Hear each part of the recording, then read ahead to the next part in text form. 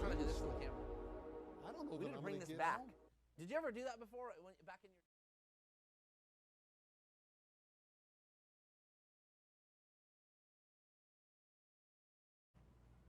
Happy Thursday, everybody.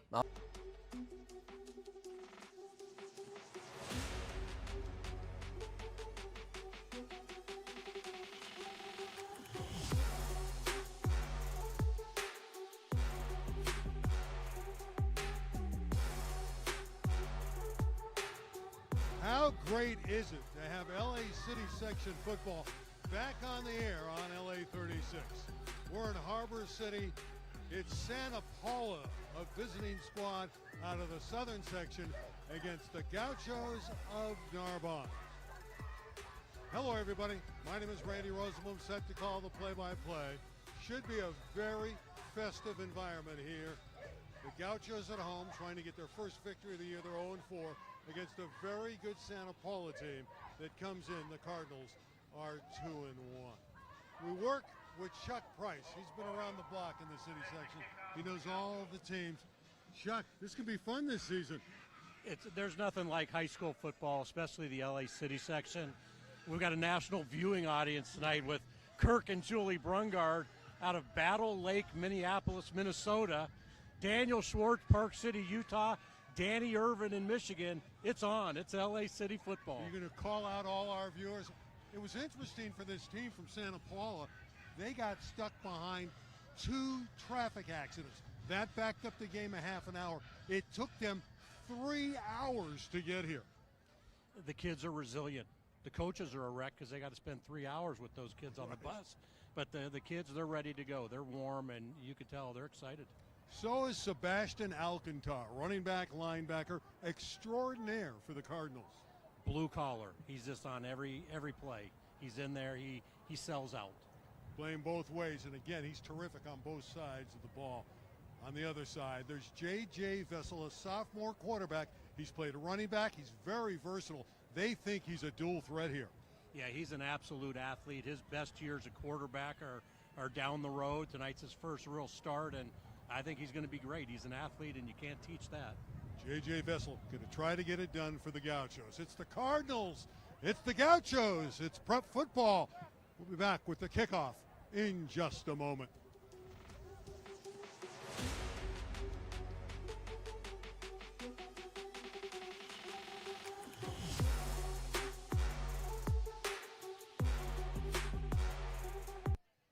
Tonight's LA City Section football game of the week is presented by Brett Stye, who is helping showcase student athletes in the city doing the right thing. By Lee's Tires in Lomita. How can we help you today? 310-378-8301. By Red West Pizza, with locations in Lomita and Wilmington. Festive and family friendly, serving Italian eats in an unfussy setting. It's Red West Pizza. And by Premier Body Method, for the best physical sports medicine with a personalized approach. Sports medicine and chiropractic. 818-508-6188.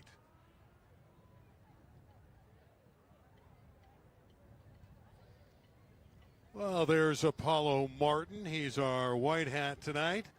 Narbonne is kicking off to Santa Paula. Again, the Cardinals are 2-1, and the Gauchos are 0-4. But they've been getting more involved in their games and have been close on a couple of occasions. Fans starting to cheer, knowing that the Prince Okponu, will be kicking off.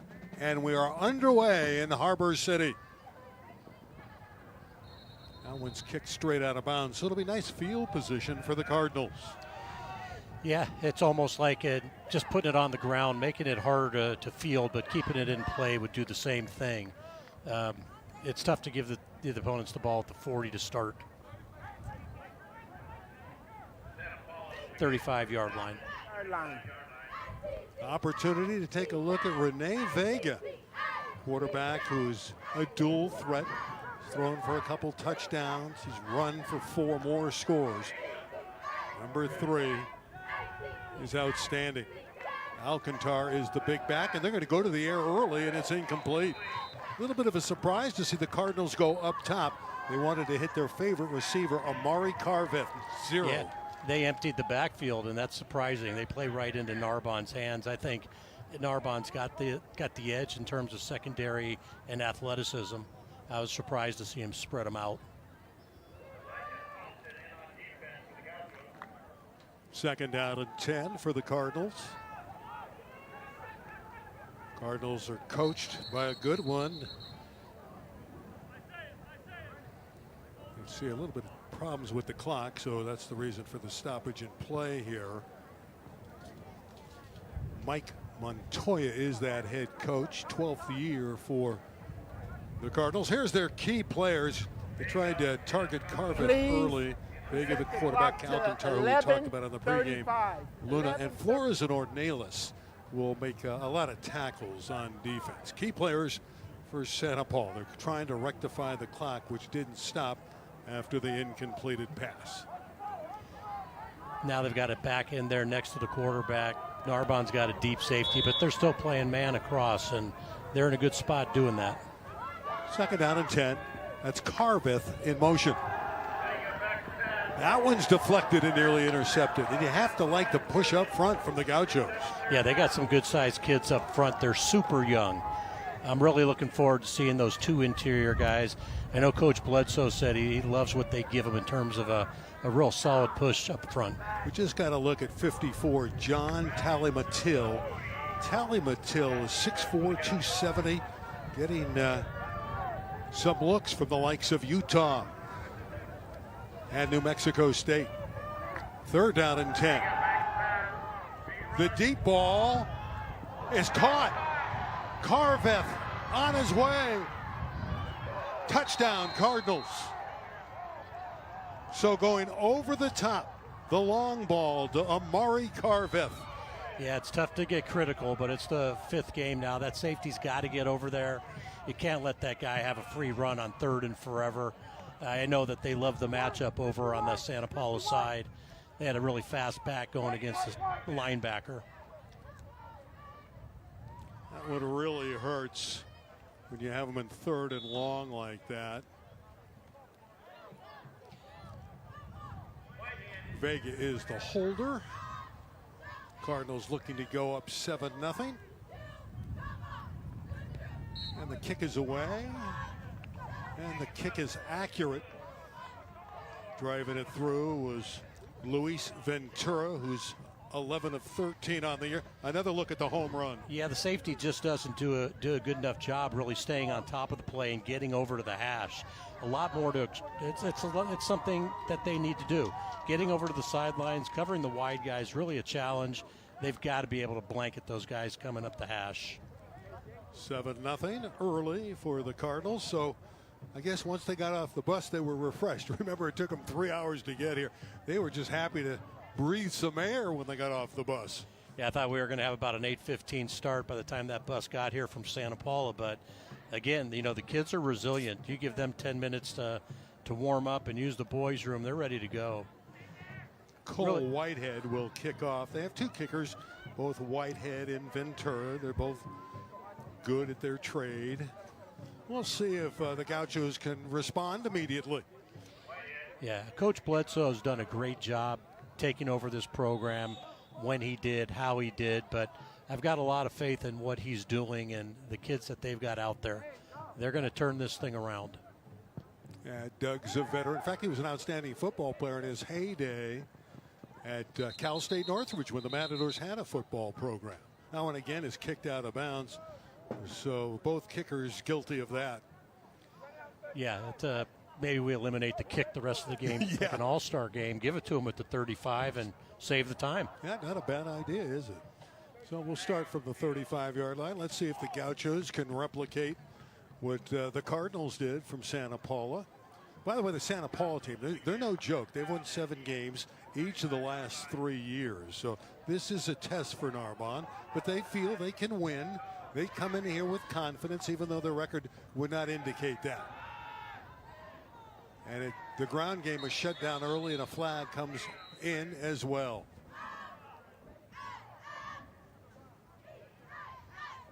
Tremendous Personal penetration foul. again. Face mask. Well, 15 now they're yards. going to be in into midfield the on goal. that face mask. March off the 15 yards. Narbonne likes its running backs. 20, Damian Gonzalez. He's very good. And number 25, Jamari Ladd. Fastest player on the team is Ladd. So the ball's out to the 50-yard line, and here come the Gauchos.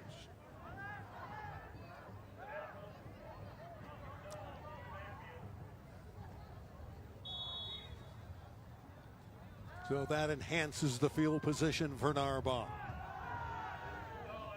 And again, the penetration is too great. Santa Paula filtering through. No running room at all. Was number 25, Jamari Ladd, who's 5'9" and 170 pounds. There's J.J. Vessel. He's going to have to get it done tonight.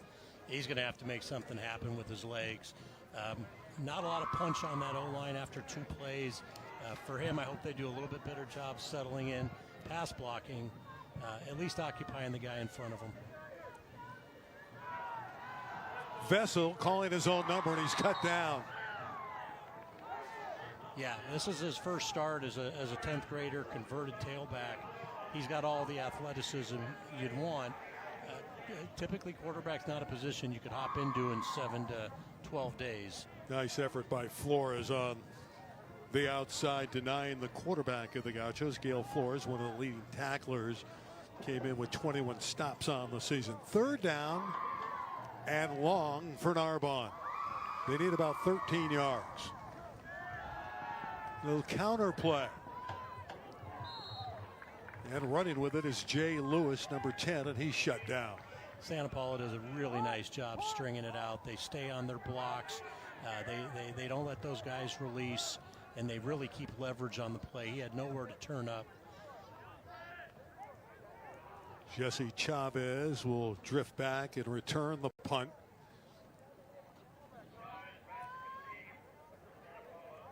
Randy, we're LA City football guys through and through. We and only are. You and I can look out there and say, wow, what a luxury of having a 270-pound punter. That's the Prince, and he got it away. He does all their kicking chores. He's got out of bounds. Prince Okponu, 6'1", 285. That's a big young man. And again, pretty good field position for the Cardinals. They'll start their 2nd drive of the evening. They'll start just outside their 20-yard line. Narbonne's going to need to stop here. I'm thinking about the Prince back there in punt formation on a bad snap.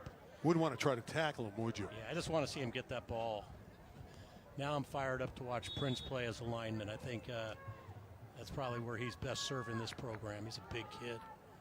So they'll start from the 20-yard line. 23 is Xavier Alcantar. He's in there. There's 3 Alcantar brothers. 21, Sebastian Alcantar is the star running back. Vega rolling to his right. Deflected and caught. Oh, the concentration there was outstanding from Alcantar. Xavier Alcantar. How did he bring that one in? Well, more importantly than how he brought it in is how that quarterback's able to get around the edge. It's hard to run around a football field in man coverage for 12 seconds. If they're going to chase these kids all over the field, I'd like to see those edges from Narbonne contain. Well, that's what Rene Vega can do. Again, he's dual threat. So he can do it with the legs or with his arm, and he showcased both there. Vega on the move, climbing the pocket, and a perfect strike downfield to Dominic Meza. Beautiful pass and catch. Coverage was there. Good pressure off the edge also. That's just a nice quarterback stepping up in the pocket and putting it on the money. In the secondary, making the stop was Jamari Ladd. Again, these Narbonne young men do a great job playing both sides of the ball. Unfortunately for Narbonne, their numbers are down. Yeah, you know, coming off of the situation that they had, that's always going to be difficult. I think you need a rock of a coach like Bledsoe to get these kids to buy in and stick with it. Timeout taken by, I believe, Narbonne, and it is the Gauchos that called the timeout. They want to make sure they get it right on defense. Yeah, you know, the one thing that I look for as this game goes on and timeouts are called for Narbonne is that they can really start to teach these kids some fundamentals as the game's going on that they're missing. If you give up the edge and you let the quarterback buy 7 seconds, nobody can cover that long. But again, you know, they go into one of the tougher leagues in the city, the Marine League. It's not going to get any easier there. And that's really where you could form a program. Can you take 22 kids, get them to believe in the future, and that the future is now when you play from the snap to the whistle. And I think they're going to get that. Listen, this is a program that's got its work cut out for them, but they're going to get it done. They've got a great administration to support Bledsoe. You know, they got a principal by the name of Andrew Kasek, former coach, administrator, athletic director Yair Sanchez. Randy, they're all on the same team. I expect big things in years to come here.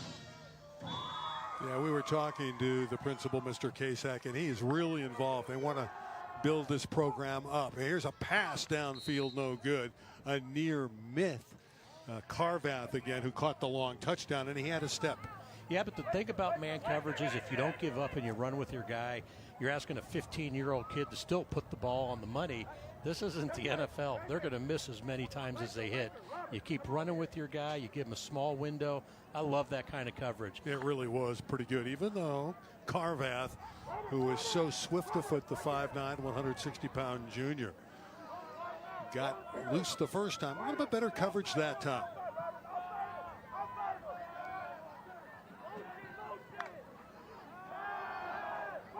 Vega's pass is a strike. And another big play. Sebastian Mendez, touchdown. You're going to live and die on man coverage. I'm fine with that. You bump and run, I'm fine with that. But you can't bump and run and let the kid take the post on you. Otherwise, it's pointless. And those are the things that I know Coach Bledsoe will work on. And I think that's a core fundamental. If you can cover and play defense, you can win games. And give Sebastian Mendez some credit there. He was able to wiggle free and take it the distance. So no 2 long strikes, 2 touchdown passes for Vega. No, he's a dynamic quarterback. He puts the ball on the money. His receivers run great routes. And the PAT is added. And it's a 14-0 game. 2 times they've had it. 2 times it's looked just like this. He's right there. You know, it's a fundamental here, a fundamental there. It's moving your feet, and it's denying the middle. Use the sideline as a form of double coverage. But you're right. Credit is due to that quarterback because at the end of the day, he's got to put it where that guy's open, and he did. Yeah, he's been deadly accurate early on for Santa Paula. Yeah, this is a good Santa Paula program, and you know that when they were stuck on that right over here, they were just itching to play some football. Kickoff was backed up, and they got off the bus. And talking to their head coach, Mike Montoya, he said, "We're just thrilled to be here." Took They 3 hours. Nice it's about conference. 100 miles. Yeah, they're Santa Paula. That's it's Kirk Brungard country. It's a far ride. We used to think going out that way was like crossing the Mason-Dixon. Yeah. That's another kick that's 35-yard line. out of bounds. Seems like to be the popular choice right now for these kickers. We're not going to have any kickoff returns, it looks like. Oh, I don't think we're quite Herb Street and Fowler because I'm a little too critical, but we need these special teams to be amped up a little bit more. Or we could just give it to them at the 35. So they'll start from the 35. They did reach out to the 50-yard line before their drive stalled the first time the Gauchos had the ball. It's a nice opportunity to be out here. They're the key players, J.J. Vessel. And again, they love that backfield of Ladd and Gonzalez. Maury Polk is a good one, playing both sides of the ball. I love the name. King Leon Sheard, a wide receiver, and John Talley-Mattil, who's the best lineman, and he plays again on both sides of the line of scrimmage. Gauchos, 1st and 10. Vessel on the flare. And again, the closing speed of this defense. And no chance for number 25, Jamari Ladd. It looks as if Narbonne's going to have success moving the ball tonight. And I think they're going to. They're going to just have to get outside. They're going to have to get to the second level. And a short passing attack is probably what they're going to have to do. The edges for the Santa Paula team are really sturdy. They don't give it up. They're very good at turning ball carriers, quarterbacks inside. Pickup of 2, 2nd and 8. It's a hard run there. It's refreshing to see those legs churning. That's just a great job of moving the pile. Wonderful job. Damian Gonzalez, who is a tough young man, number 20. Yeah, nice job by Santa Paula's defensive end. He really does a great job turning things in, taking on the lead blocker. And when you stuff the lead blocker into the running back, it's game over. That's just solid, fundamental football. Takes that back on with his inside shoulder, turns in the play, still keeps his leverage. 3rd and a long 4 for Narbonne.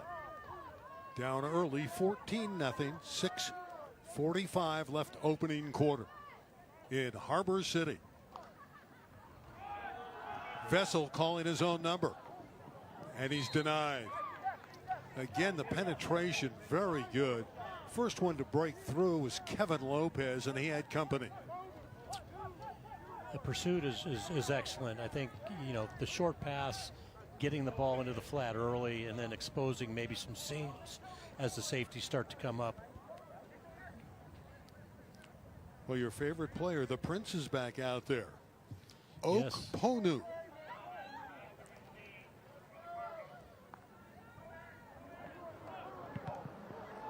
Kick is blocked and scooped up. This is going to be another touchdown, and again it's Sebastian Mendez. He caught the last one. This is a scoop and score for Sebastian. Wow. I hate to say it, but special teams are a killer, and I saw that 7 plays ago. There's concerns about that, and we're out here for the LA City section, and I love Coach Bledsoe, and I love Narbonne. We got to clean that up.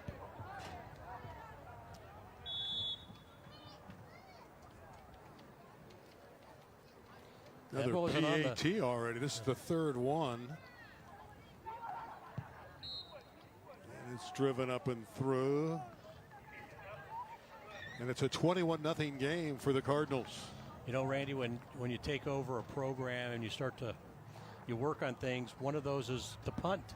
And you say, hey, can we get that ball snapped and punted in 2 seconds?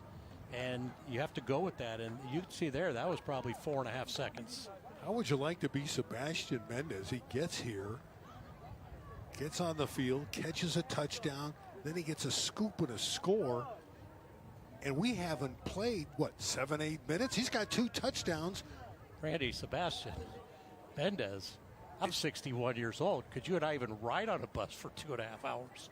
Let's not get into age here, but there's the man of the moment. Number 5, Sebastian Mendez. Kicking off is Cole Whitehead of the Cards. You got to tell your team now, hey, it's the middle of the first quarter. Let's get back in here slowly. Let's pick up a first down. We're going to get the ball at the 35, right? There it is. Let's pick up a first down. Let's move the sticks. Let's get better every series. Got to engage these kids. Kicking team. Well, Apollo Martin has got that procedure call going all the time. He's been active early. No kicks in the field of play. Not yet, anyway.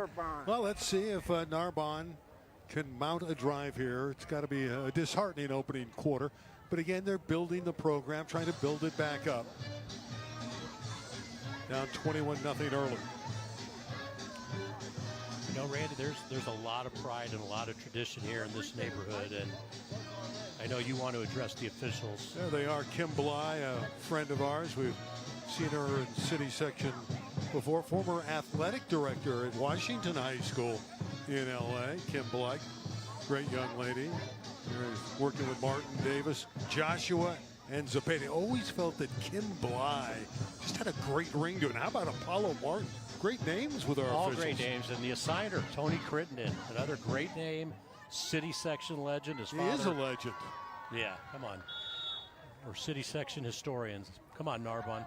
Let's put something together. You got to be rooting for the Gauchos here to get something going. Vessel tries it again, and this time he's able to find a small crease, trying to cut it back to the middle of the field. Then he's punched down. Gotta love the effort from J.J. Vessel. Love the effort. He's your quarterback. He's going to have to know when to go down, when to avoid some shots. But you got to definitely love his desire to keep moving. Yeah, this is a young group, new group of players, and JJ's just a 10th grader, and he's going to get better. Very, again, a versatile player. He's played running back. He's good in the secondary. In fact, Doug Bledsoe, the head coach, feels down the road he's going to be a D1 strong safety. That's a big statement. So the colleges are going to like him. But tonight he's in there as the quarterback. Trying to run the football. Trying to establish it. You don't want to get away from your game plan, even though you're trailing by 3 scores. Again, it was Damian Gonzalez. Yeah, it's a process. It's a process that you got to stick with. You got to continue to teach these kids how to fight through adversity. You got to teach them to sustain blocks and fight every play. 4:35 left opening quarter. Cardinals a big time for opening stanza. Again, they try to run it to the near side. You see the effort. You love the effort from Damian Gonzalez. He lowered that shoulder. I'd like to see them go for it here. 3-4 yards to go. It's somewhere, they're at their own 44, but it's a chance you could take down 21-0. And again, they are in a situation where they're trying to build the program, and wins and losses aren't everything right now. It's about getting better and the kids learning. And they apparently are going to go for it. They heard you, Chuck. 4th and short at the 44. They're going to inside find an the 4 open minutes guy left. in the slot.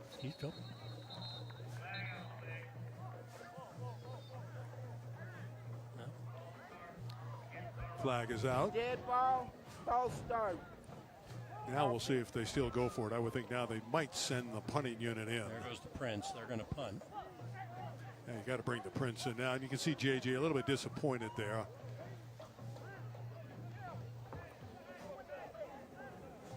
You know what, Randy? When I used to coach, we used to make it fun. We'd find a nickname for every kid because you couldn't really recognize numbers and faces for a while. We'd come with nicknames, and I might have to go with nicknames because, God, those jersey numbers don't seem clear to me. You need a stronger pair of glasses. Get rid of it. There you go. There we go. The Prince got this one away. Oh, where's the coverage? Returnable for Jesse Chavez. He's run out of bounds on the far sideline. Again, excellent field position for Santa Paula. Doesn't matter where they've been so far. They've executed to perfection and have bolted to an early 21-0 advantage. Randy Rosenbaum, Chuck Price, thrilled you're with us. LA City Section Football presented by Brett Stye, wanting to showcase kids in Los Angeles playing in the LA section, in this city section, doing the right things. Timeout for the moment. Officials timeout. You know, Randy, when you mentioned Brett Stye and you mentioned Narbonne and you kind of look at all the dynamics, as you would maybe even call it, the elephant in the room. At the end of the day, these are LA City school kids. Vicky Lagos does an unbelievable job giving them as much of a platform as she can. She runs a great section. The numbers are solid at schools. Football and competitive balance is there. I really like the direction it's going. You know, I know what happened here in the past, but you know, it was the second go around and things change. You know, there used to be a time when San Pedro was at the bottom of the Marine League, and now they're at the top. Narbonne was at the bottom, then they went to the top. And in high school football, the stability in a program makes it.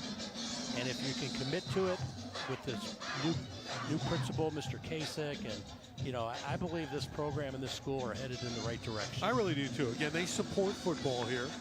And again, with Bledsoe as the head guy, and we've seen him, I knew him from his days at North Hollywood. Doug Bledsoe's going to get it done. He's got his son on the staff. His son's a good guy. He's got a good staff to work with. It's just going to take a little bit of time. This Santa Paula team looks sharp. They're executing at maximum level here in the opening quarter. They've established the passing game, and we thought initially they'd do it on the ground. So now they're going to be really difficult to try to stop on the ground now that they've established an aerial assault. Yeah, and you look at the inside guys for Narbonne, and their first move is kind of vertical now. They're standing up rather than firing out, and that's kind of a sign of fatigue. Makes it easier on the offensive line to move them. That's what we saw that last play. I'd like to see them with a little more get off here. 3 minutes left, opening quarter. This time they bring him down, and you know who's in. It's number 54 again, John Talley-Matil. He is sensational on both offense and defense up front. Yeah, I love him as a two-way player. He has a great motor. He's getting in there, and the one thing that he does is he's getting double-teamed, and he really keeps a great center of gravity. He doesn't stand up. He comes in pad level, and he drives the car. And you love his motor. He's going 100% all the time, and Rene Vega didn't have a chance there. 3rd and long. Flag is down. Is it picked off on that far sideline? Now there is a flag out.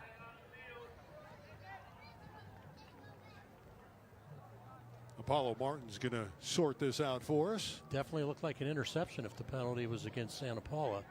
Talking with Kim Bly.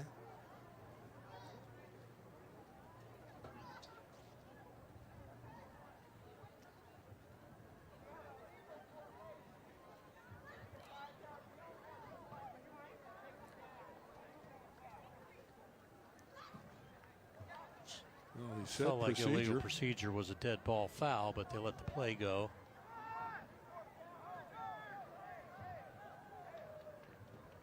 Illegal formation. 5 men in the backfield. Penalty is declined. It's going to be 4th down.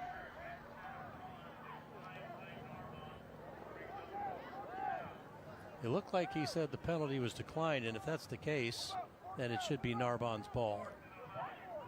Was it an interception? No. Ruled an incompleted So pass. they declined it, just advanced it down. Yes.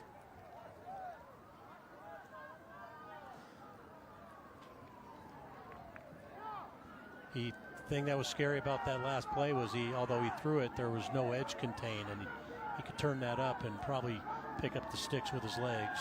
4th and 11. Vega rolling. And he's got his man for a 1st down. That's how confident they were on 4th down and 11. And that brilliant wide receiver, Amari Carveth, runs precise patterns. He just gets open. Yeah, I'm going to put that on the edge, and if you can let that quarterback roll to the hash, he's going to get people open. How about the confidence to go for it on 4th and 11? I know you're up 21, but still, that's rolling the dice. Yeah, well, I thought it was 3rd and 11, so I guess I really give him credit. 1st down, Cardinals, 35-yard line of Narbonne. Heavy run set. Vega is on fire, and again, it's Sebastian Mendez. Tough to bring down. That's a blue-collar football team in a blue-collar conference. The teams that they play, Nordoff, Fillmore, all rock solid, year in, year out. All these throws are right on the numbers. See J.J. Vessel, number 2, coming there. He's playing both sides of the ball. That's that fine quarterback of the Gauchos. Final 90 seconds, opening quarter. It's been a big one for the guys from Santa Paula.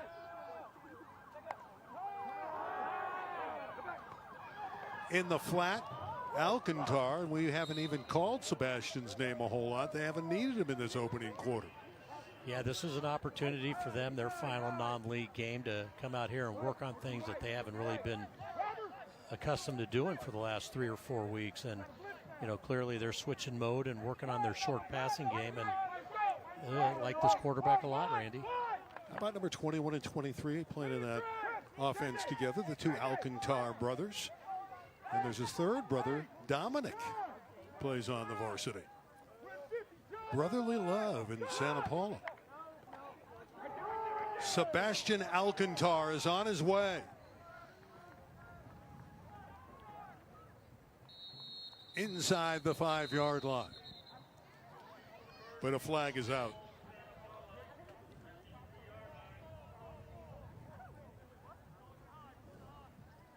Holding.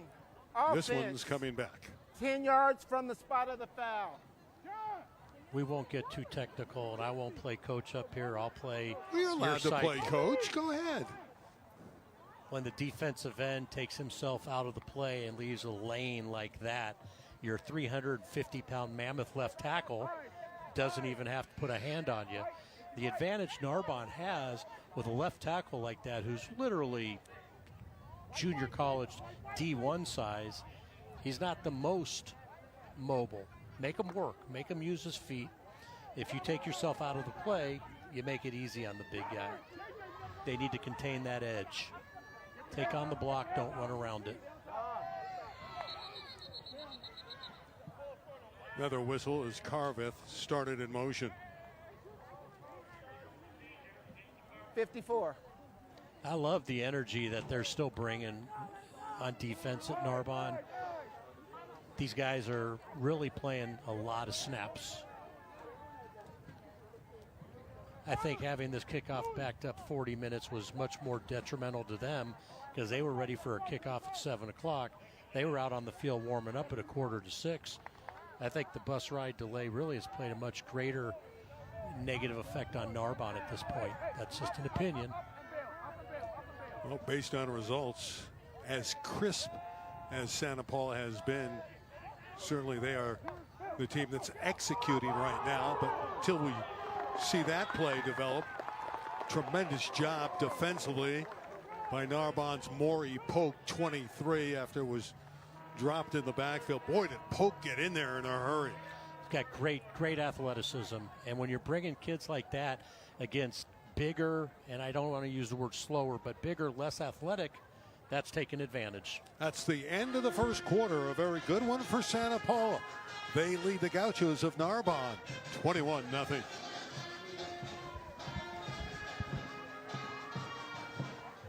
Long quarter.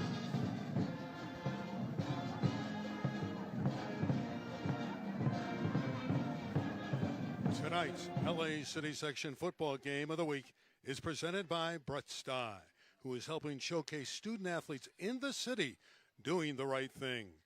By Lee's Tires in Lomita. How can we help you today? 310-378-8301. By Red West Pizza, with locations in Lomita and Wilmington. Festive and family friendly, serving Italian eats in an unfussy setting. It's Red West Pizza. And by Premier Body Method, for the best physical sports medicine with a personalized approach. Sports Medicine and Chiropractic, 818-508-6188.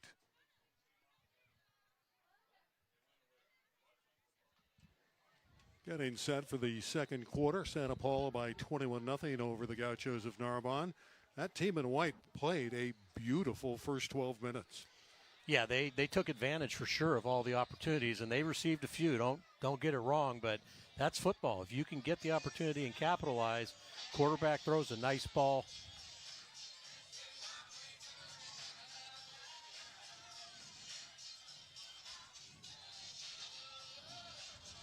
Trips to the left side as Santa Paula comes out. One thing about Montoya's team, they're coming out here to play and score. They're not holding back. Our drone shot overlooking Gaucho Stadium here in Harbor City, California. Just a lovely night. Kickoff, it was 68 degrees. Rene Vega stepping up in the pocket. And this time he couldn't clear the traffic. And again, Polk is there, 23, along with Tally Mattil. Yeah, the gap integrity up front is really the key. You give the quarterback nowhere to go, things like this happen. If you give gaping lanes, if you give up the edge, you deliver the game to them on a silver platter. These are the little things that games like this are great when you're developing a program. And you could slap me on the neck anytime I talk too much. No, you never talk Okay. too much. You're good. By the way, this is the first of 9 city games. How great is it to have city section football back? I love it. People say we're Fowler and Herb Street. I think we're more like Garth and Wayne. Yeah. Vega again, who's been brilliant. Oh, a near miss. He nearly had another touchdown, and he was looking again for Sebastian Mendez. Why not look for number 5? Yeah, I mean, give him credit. Again, if you play man coverage, you give them a very little window, and he missed it. So now Narbonne gets the ball back. That was a win. That was a great series for Narbonne. A coaching moment is now, let's get that first down, let's move the sticks, and this is how we're going to build this monster. Well, you want to get one score at a time, obviously. You want to try to ease your way back into the game. Still a long way to go. We got better than 11 minutes left in the first half. So the Gauchos aren't out of it. They just need to find an offense against a very feisty Santa Paula D so far. Brody Addison, 71 up front, has been so good. This is Gonzalez. He has a crease and a beautiful run. Nice job from Damian Gonzalez. He's tough as nails. That's what the coach said about the young man.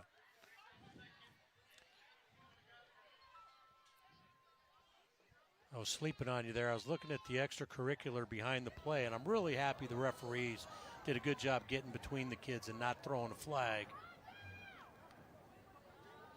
That was the nice burst that the Bonnies were looking for up front.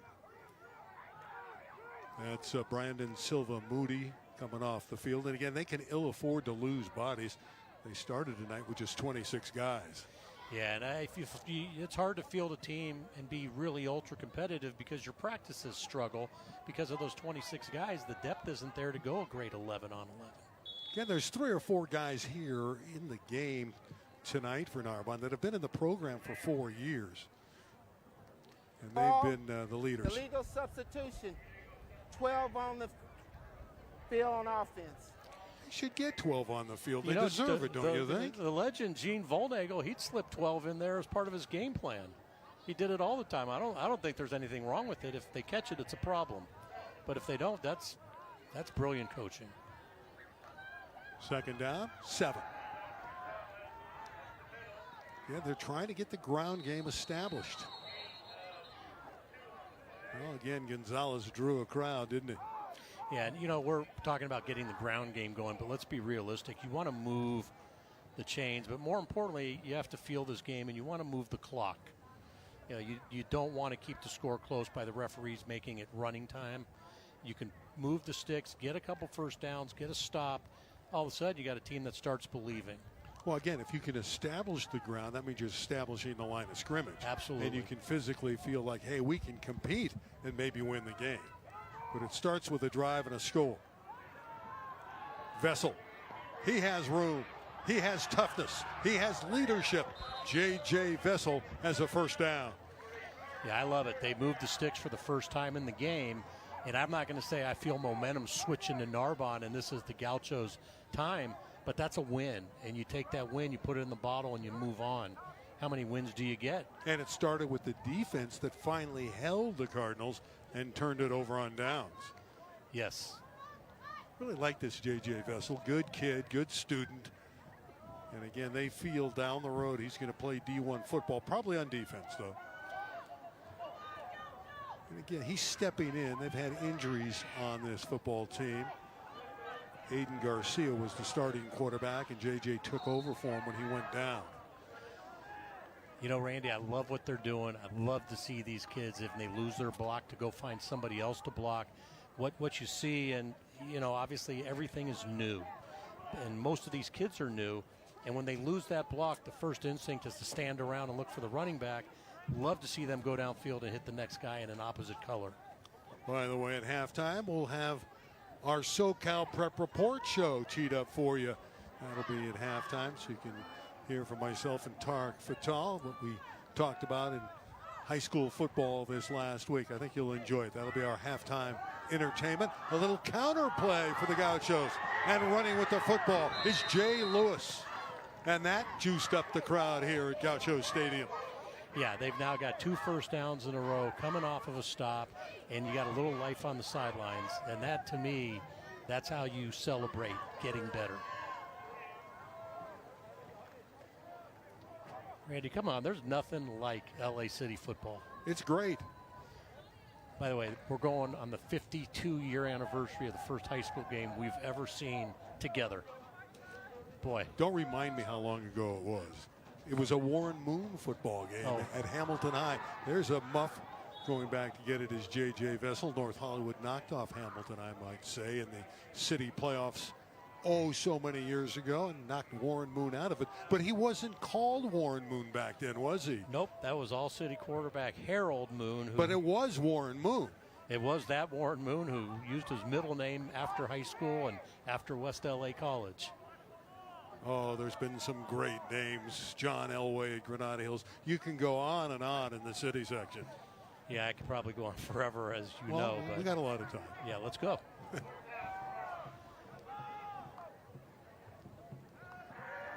Another flag out. Ball deflected and picked off. And it's going to go back to Santa Paula. That's what they do. They turn you over. Aiden Ramirez with the interception. But again, there is a flag down. And hopefully Aiden's okay because he's hobbled. Yeah, I love the call. Love the play call. Middle screen on 4th and long. And those are one of those things, when you have that in your bag of tricks, you just get better at it and better at it.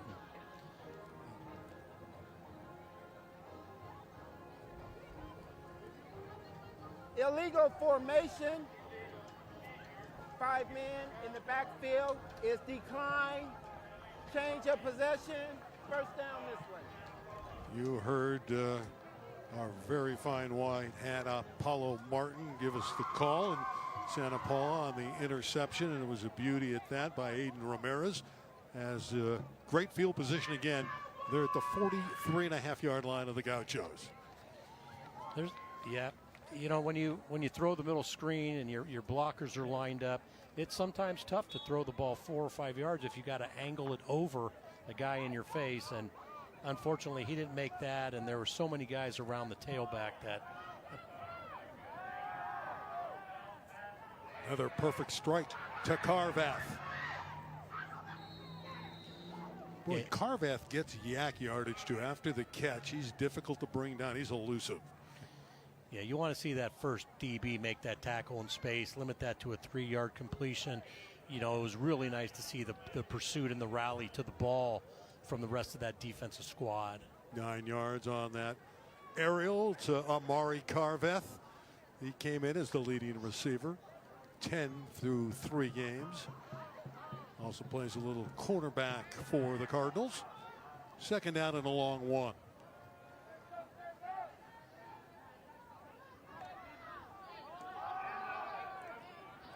Alcantar has a first down.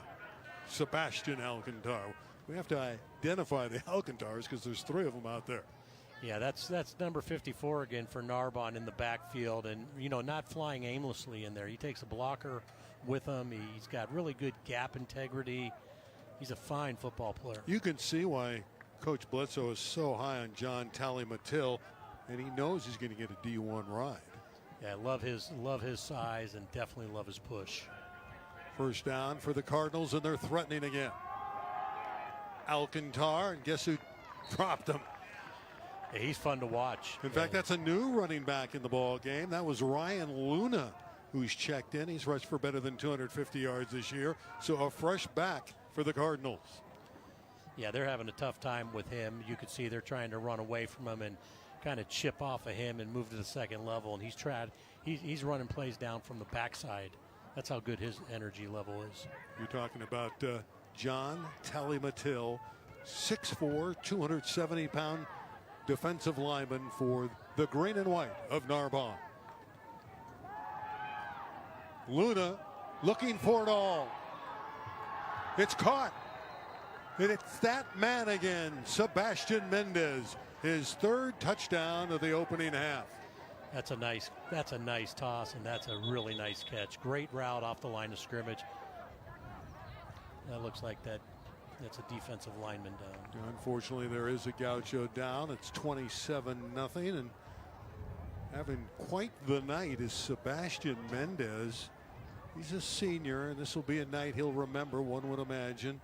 He's being congratulated on that far sideline. I think he put 3 up. He understands he's got 3 touchdowns. We do have a timeout for the moment with the Gaucho down. So we'll step out and hear from the people that made this program possible, and we really thank them.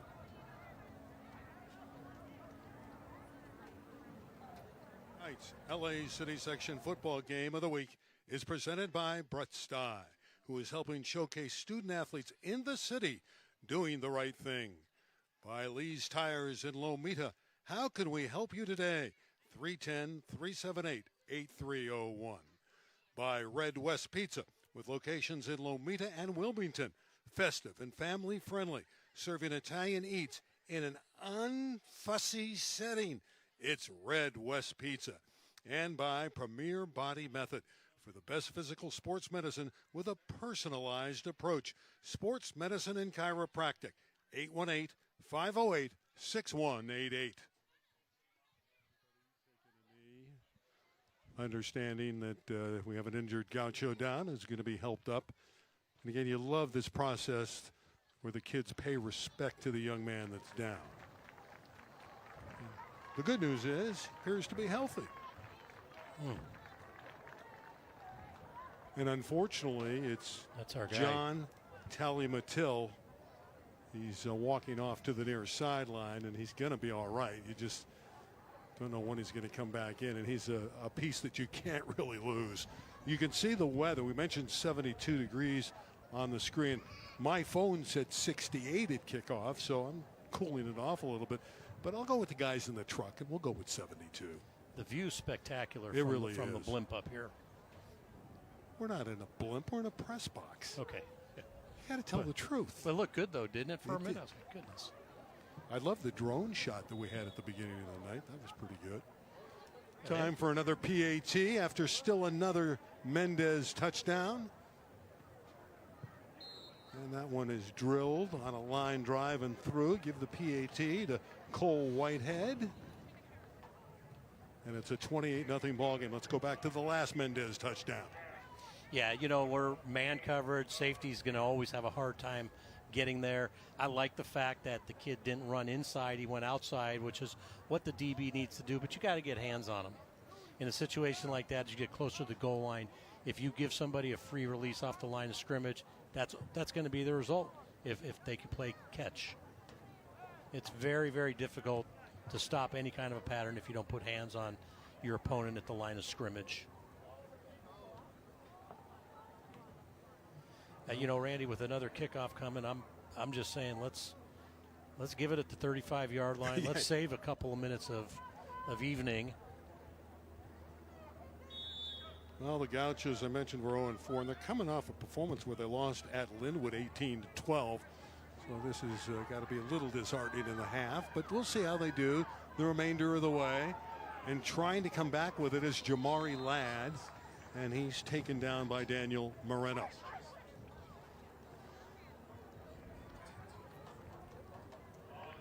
Gauchos have not backed away from stiff competition. They started the season at Los Osos, then Los Alamitos, big-time CIF Southern Section program in Culver City and Linwood. To their credit, they're playing the Southern Section. Yeah, they're playing a schedule that last year's team played. Obviously, they couldn't get out of deals with Los Alamitos and Culver City, and those programs are just a notch above. They're very difficult to compete with when you don't have the depth, certainly when you don't have the experience. I watched Hamilton play Sarah early in the season, played very, very well for a quarter, then the depth caught him. Your man Prince is in there in the offensive front now. Prince Okponu with the injury to John Talimatil.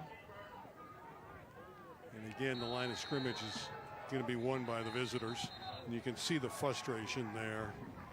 And that's why we're going to get the flag. It's tough on these young Gauchos.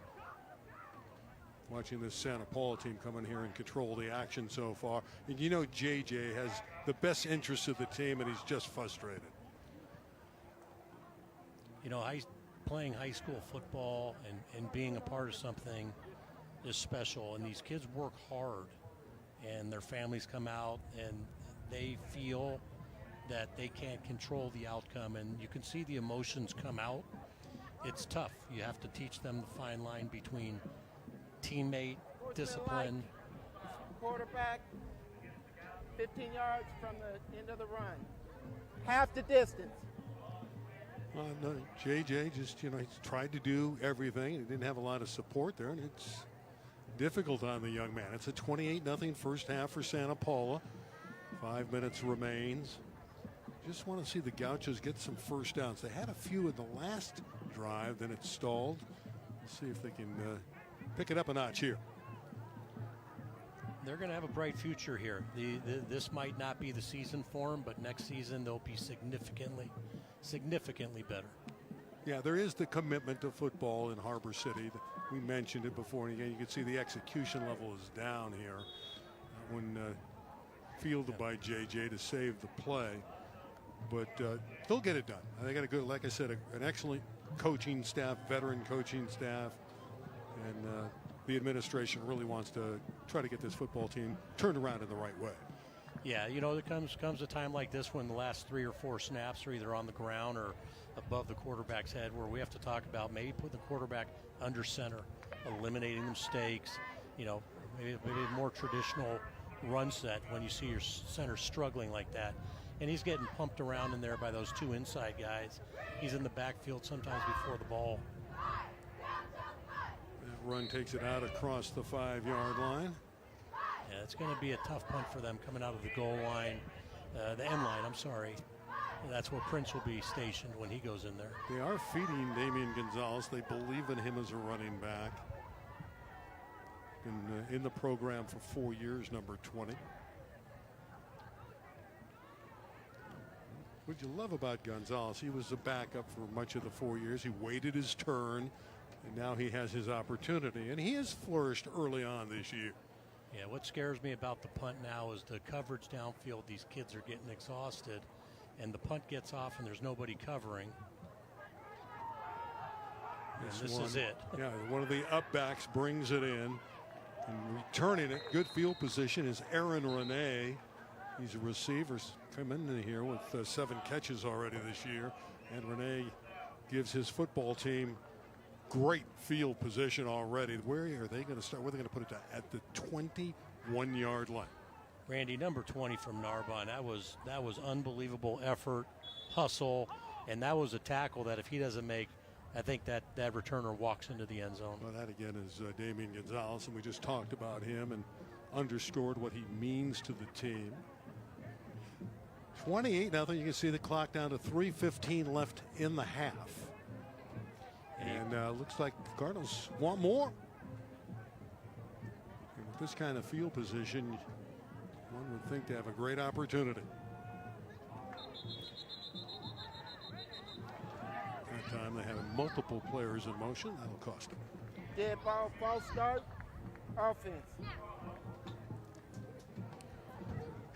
As I watch this game and where it's going, and at the 3-minute mark going into halftime, I have my list of things in my mind that I want to talk about at halftime if I'm Narbonne. But with you, I have a list of things that I want to talk about, which is we are going to have a task here, and we need to keep these listeners and viewers entertained, and I think we can do it. I think we can call Is a that a football challenge? game. I think we can do this. I think we can, too. We'll talk a little city section football history, maybe. Alcantar bouncing to the outside. Markers are down, and Sebastian Alcantar showcasing his power. Yeah, I mean, there's 9 Narbonne guys around the football, 18 yards downfield at the sidelines. That's what you want to see. That's effort, that's hustle, that's not giving up. Apollo Martin's been busy tonight. Our lead official. We might have to talk to Tony Crittenden, the assigner, and tell him that Apollo is not. Illegal formation, offense. Yeah, we have to tell him that Apollo is not getting paid by the hour or the flag. And we have an injury now as well, and that looks like another Narbonne D lineman. All right, while they attend to the Gaucho, let's hear from our friends who help sponsor LA City Section football.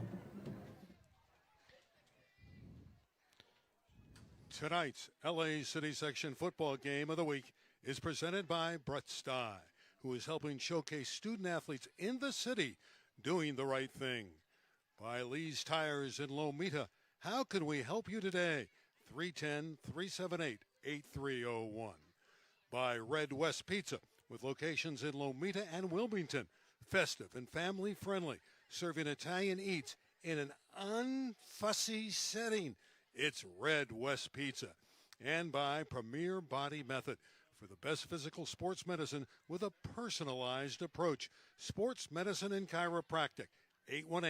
818-508-6188. Beautiful panoramic view of Gauchos Stadium here in Harbor City. School that's won 11 city football championships over the years. Trying to build it back up. LA City section football, and you can see that the players are still kneeling as they attend to one of the Gauchos who is down.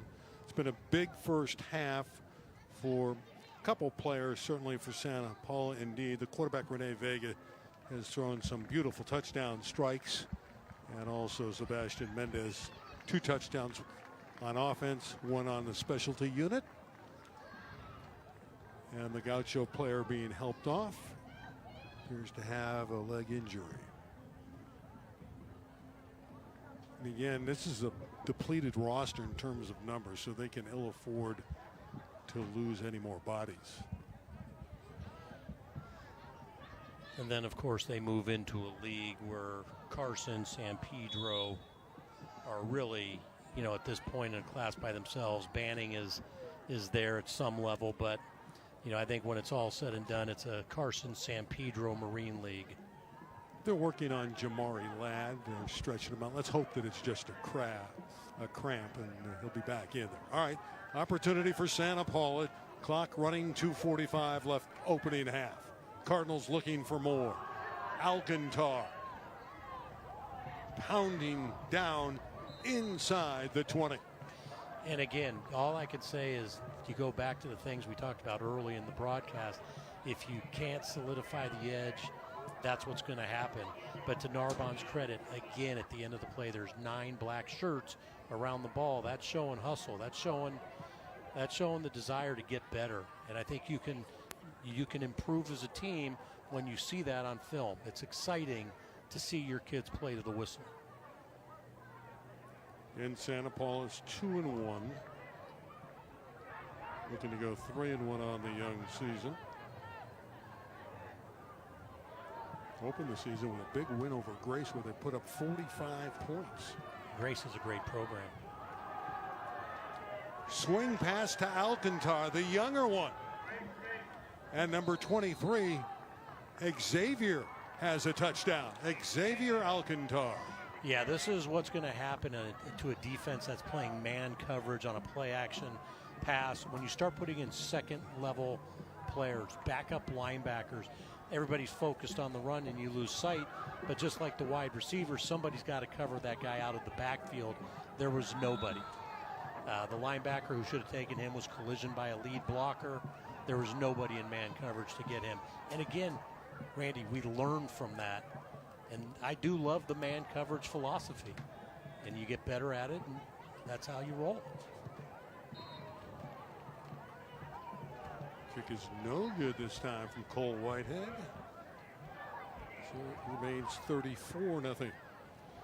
Again, the one team to knock off this Santa Paula squad was La Cañada, but you can see how they're executing tonight on offense. And an easy touchdown taking it in was Alcantar. And again, that's the brother, number 23, Xavier Alcantar. Number 21, Sebastian Alcantar, did well on that drive as well. Yeah, and you know, I'm still focused here on Narbonne and what happens in between plays. I'm looking at their kickoff return, and as bodies go down, the struggle to get 11 players on the field is real. And that's because in practice, you just don't have the depth. So these are issues that a rebuilding program faces. It's like the guy who's stuck with the JV team. He's got 17 kids, and you're looking in like, who wants to go in? And nobody wants to go. Cole Whitehead again, advancing on the ball. One again is wide of the target. There's a shocker. No, not a shocker at all, really. Let me guess. It's going to the 35.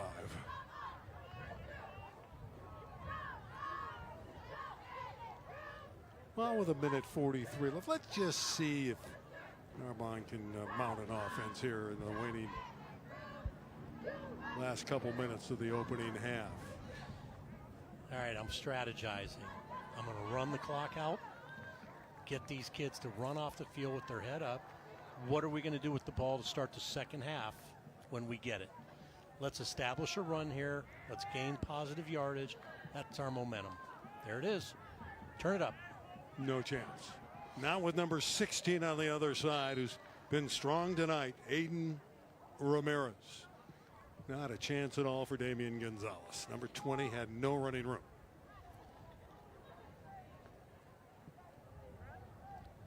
There's a lot of coaches that have not been in this position, and until you've been there, it's frustrating. You don't know what it's like until you're in it. But there's a sidelines with really 11 able bodies, and like Coach told us, half of those 11 they had to steal out of science class. Yeah. And another clock issue, but they finally got it going again. Again, trouble with the snap. J.J. Vessel able to field it and run, and J.J. doing a great job. Carvath brought him down, or that might have been a touchdown. Yeah, that's what they want to do. You know, they've got to be able to get him in space. And unfortunately, at this point, they haven't done enough design runs upfield, east and west. They're trying to go sideline to sideline with him. He's a big kid. I love his competitive spirit. He just plays hard. You saw the frustration earlier. He really wants to win, and you love that in a young man. And again, he's only a 10th grader. I'd like to see them do that 2 more plays and pick up a first down and take that into halftime. Put him behind that running back.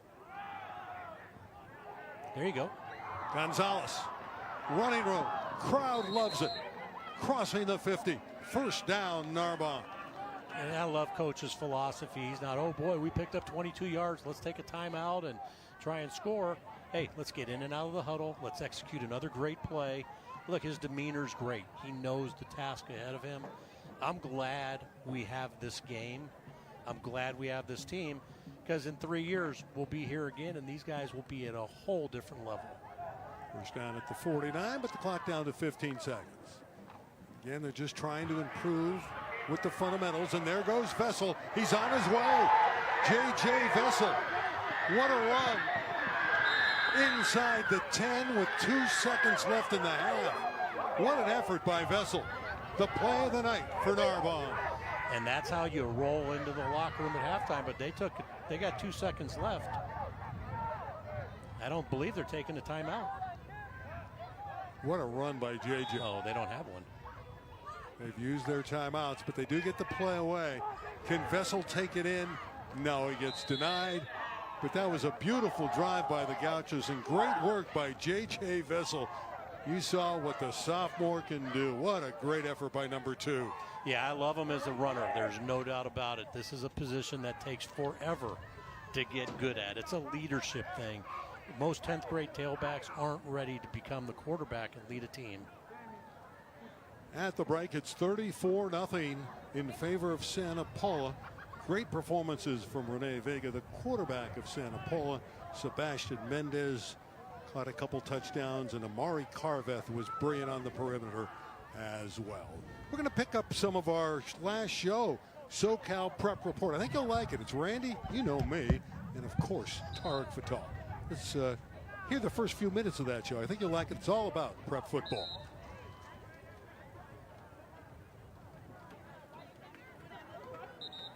What doesn't normally happen is modern day losing football games. And it happened last week. And I said, I believe going in, this was a Pickett game. I thought they were in a tough spot.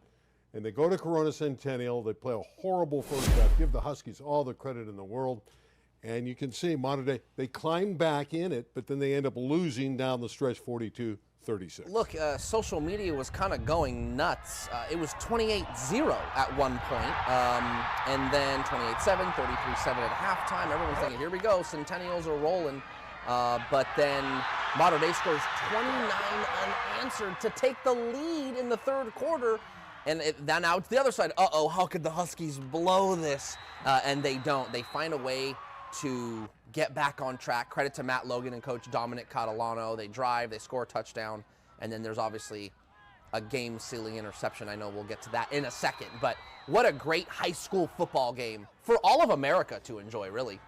Really was. Give Catalano, the younger Catalano, credit for engineering the Huskies and scoring that many points against Mater Dei's defense. But on the other side, the Monarchs, they lose 5 fumbles. They really didn't deserve to win the football game. There was the controversy. Is it a catch? Is it an interception? And it became a pick. Yeah, I think, man, there's so many, these are the rules, and one official comes in, and as you see here, Ryan Hopkins tosses it up. This is on the ensuing possession after the Corona took the lead. So basically the Monarchs are trying to win the game, and look at this, man. Oh, that is close. And I tell you what, we were talking about it before the show. It gets eventually called an interception, and it wins the game for the Huskies of Corona Centennial. However, if it would have been called a first down, Monarchs keep the ball, and I don't know if that would have been too much. It would have been just as controversial, but I don't think anyone would have really scoffed at it. That's a hard decision on Sundays. I mean, wouldn't you agree? Yeah, well, they have replay. There's Even no with the replay in high but I'm school. saying even with the replay, that's a tough call to make. You'd have to go into technicality to decipher. There has to be conclusive evidence. There you go. And I don't know. In the old days, it used to be tie goes to the runner in baseball. We're not seeing that all the time anymore. And if they went up with simultaneous catches, Offense gets the offense gets the football. That's the common thought process there, but who knows? And I'm not arguing with the call. Again, Mater Dei didn't deserve to win the football game. They turned it over too many times. They played a very sloppy first half, and certainly Centennial took advantage and deserved the victory. All right, that's going to, send some reverberations down in not only the polls, but in the beliefs of some of these other schools that they can knock off the Monarchs down the road when it really counts. So let's go to the next game, which is another very prominent game. That's Mission Viejo. They had to go to San Diego to play a terrific Lincoln team. Lincoln led in this game in the second half, but Mission Viejo showed its mettle and pulled it out. Yeah, this is a Diablos team that's playing some of the best high school football maybe in the country. And to get 2 out-of-section victories in a row and those teams be section powers, right? So Folsom. I kind of always blank on what section they're in. There's so many in the Northern California area, North Coast section or whatever it may be, San Joaquin. I always forget. Point is in their section up north, they are the team to beat. And then San Diego section, it's all about Lincoln. So for the Diablos to get those 2 victories is impressive.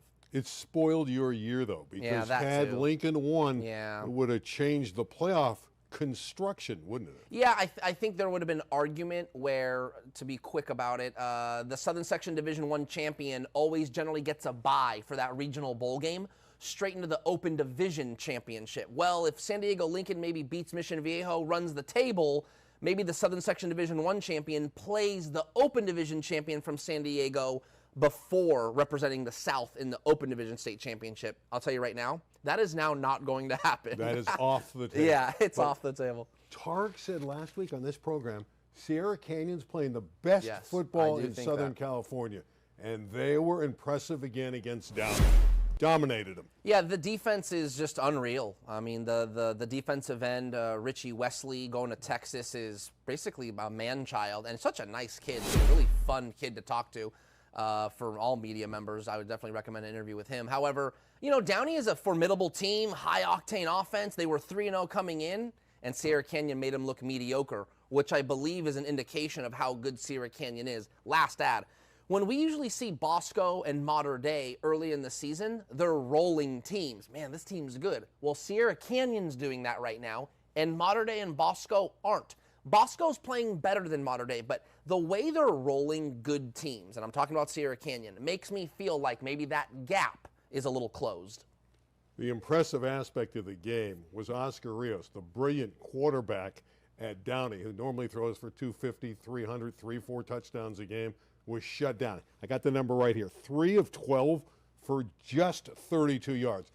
That is great defense by the Trailblazers. That's the most impressive display by Sierra Canyon in that particular contest. Next game, Olu Gardena Sarah. Now, what's striking here is the difference. Sarah started out the year winning 2 games, shutting out people, looking great. Yep. Olu just rolled them. Yeah, and I think not the end of the world for Sarah. Look, Sarah to me is one of those teams where despite how good they might have been, they weren't going to be in Division I anyway. This is a Division II program, so even with a couple losses in a row or maybe one down the line in the Mission League against Sierra Canyon, they'll still be in Division II. So they're in this space of the rankings where there's really not much to grow up, and they're really not going to fall too far down because of the teams they're playing and their strength of schedule. So yeah, not great right now for Sarah, but they play Oaks Christian next, and that team's not doing all so hot. So I think the Cavs will get back on track on Friday. Boy, that's really going out on a limb.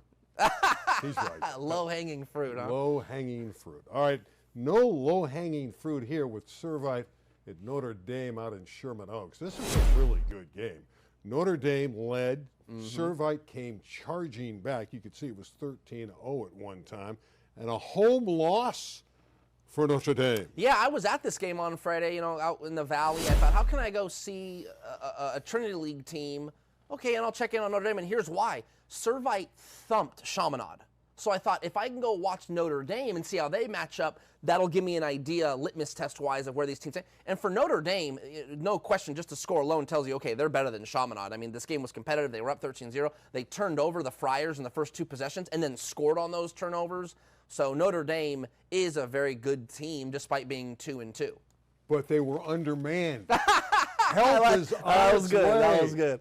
Mr. Stokes has got the uniform on, a 6'8" behemoth. Yeah, I gotta say, your boy broke the news on this one. Was out to be able to get out to practice on Monday, but being there on Friday, I was hearing murmurs that Tyron Stokes, the #1 high school basketball player in the country at 6'8", 245 pounds, wants to play football. And so I said, okay, so-and-so and so-and-so, my sources, let me know what Monday looks like. And lo and behold, there he was out in pads and a helmet. So he needs 10 padded practices, which he technically can get with a Saturday practice, and maybe he'll play against Culver City. And if he doesn't, he'll play eventually. It's great that he wants to play football. I want to play Major League Baseball this week, but I'm not going to do it. Yeah, that's a little... I think it's a little concerning physically. I know he's a great basketball player. You can argue if he's the best player in the country or not, but he's right up there. Now he's taking that chance. I get it. He wants to enjoy high school sports and get an opportunity. Last stat, I think it is refreshing. NIL, money, he's got an agent. Totally hear you. On this day and age, maybe not worth the risk. Here's what I'll say is pretty refreshing about his response. Why you want to do it? Could be the last chance I get to be a kid. You know what? I really, really like that perspective from a 17-year-old. Come on. Tyron, I'm older than that, and I'm still a kid. So you can be a kid the rest of your life. You know what he means. I know what he means. Damien's pretty good. Yeah, they are. Damien's pretty good. They took it to Tustin. Yeah, they did. Tustin's a talented team, but listen, James Stewart, the coach at Damien, you got to give him his kudos. This team is really, really good. And now you're talking, wait a minute, if they go win the Baseline League, they beat Rancho Cucamonga, they finish 9-1, 10-0, depending on how many teams are in the Division I playoffs, maybe they go Division I, which would be wild, but the Spartans are a very good football team. The most entertaining football team in the Southland may be Palisades in the city. Again, they put up a huge number against a Southern Section school. And again, just riding Jack Thomas 6 touchdown passes every week. Yeah, DeMar DeZern is one of the go-to targets out there, just committed to Oklahoma. So this Palisades team, I'm not exactly surprised. Now, they're not, from the scores I'm seeing, they don't really, it's like defense is optional a little bit. They kind of just go out there and want to outscore you, which is obviously how you win a game. You got to score more points than the other team. But I think I just learned something. Oh, man. But I think you get what I'm saying. So they need to shore up the defense a little bit, but this is undoubtedly a open division city section club. This is as much fun as we've had in a long time on the show. Maybe for you. It's okay for me. Having a good time. You would have had a good time at Banning and Garfield. This is really 2 of the better teams in the city section. Banning's 4-0 now. Garfield has the great Cesar Reyes because he plays on both sides of the ball, runner, and he's a linebacker, makes a gazillion tackles. But Banning gets the win. Yeah, this is one of the more respected rivalries in the city section. 2 heated, not heated is not the word, 2 passionate fan bases within their communities. Anytime Banning and Garfield get together, it's generally a good game. How much better can you get than a 1-point result in the difference? So 21-20.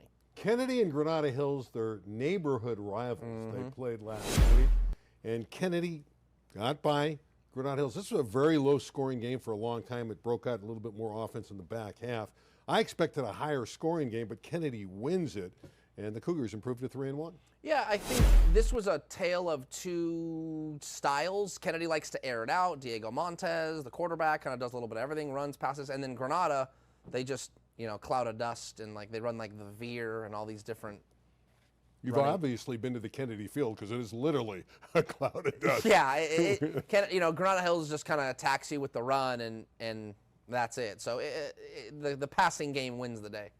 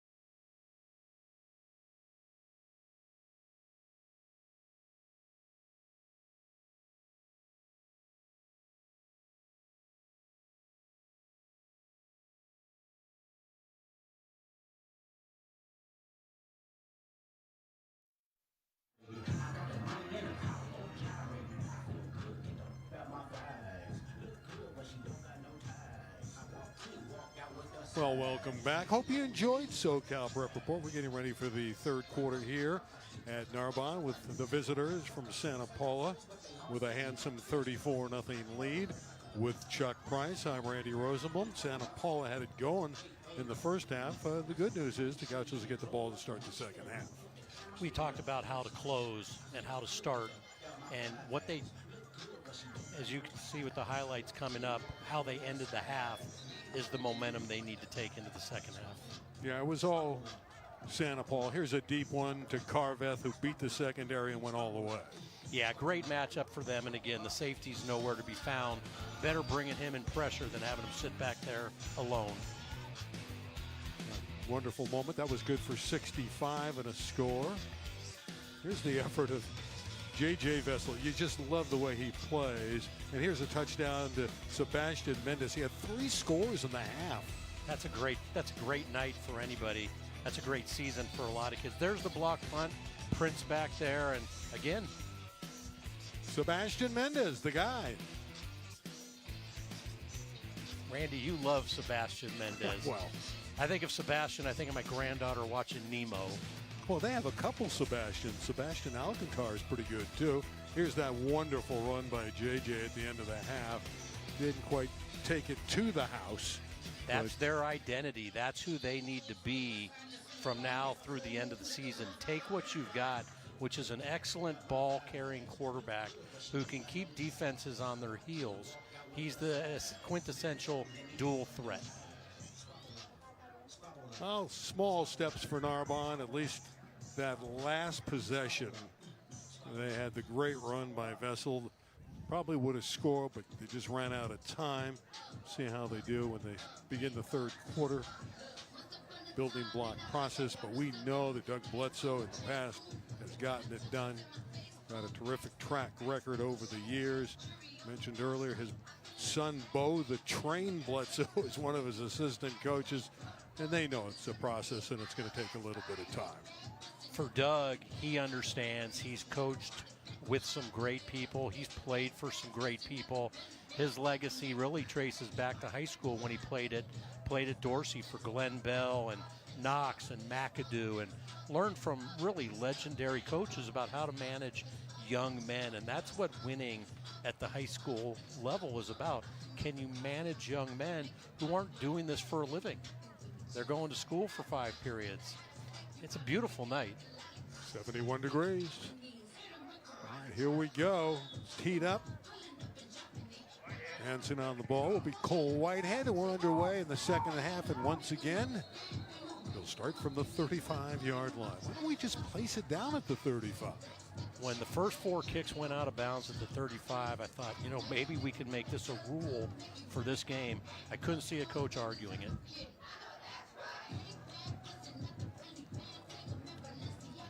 With the ball to start this half, would love to see them do what they did to finish.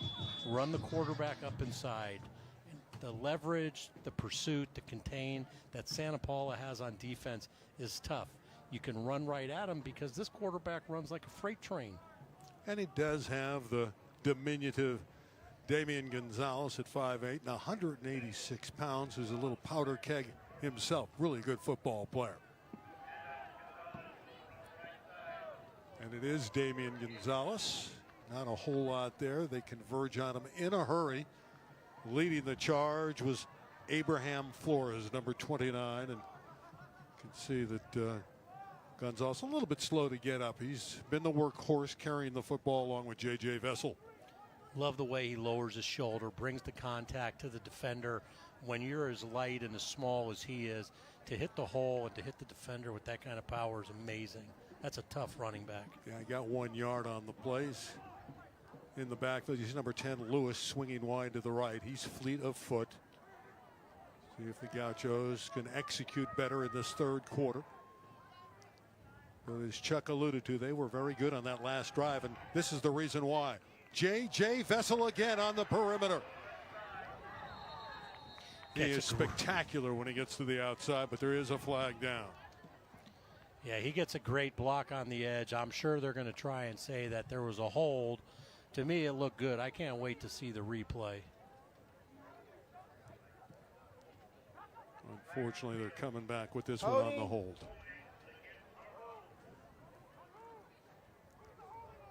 But you can see why they believe J.J. Vessel is the future. He's just a sophomore. Yeah, I think you could build an offense around him. No doubt in my mind, he's got the tools to be a great high school quarterback. So here we go. Here's the replay. I felt like we did a really good job turning in the edge, and from what I saw, I feel that was a great block. Tony Crittenden, we need to review that. Let's take advantage of a non-league game and get those calls right. Chuck, there is no replay in high school football. Would you like replay in high school football? Again, there's not enough games on TV to get the angles and really do it justice to have a replay. No replay. These games are already too long. If we went to replay, we'd roll into Saturday morning. By the way, most people think Birmingham's the best team in the city again. We'll talk about that momentarily.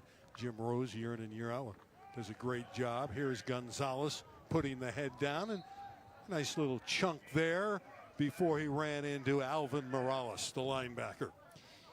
Yeah, if there's a challenge coming out of the city for Birmingham, it's going to be the Western League. Palisades with Jack Thomas, Venice High School playing great defense. Don't be surprised to see Hamilton High School with the great ninth grade quarterback and what I think is a very, very dynamic offense challenging the upper crust of the Western League. Uni's made great progress. I don't buy 4-0. I look at the quality of the opponent. It's not there for me.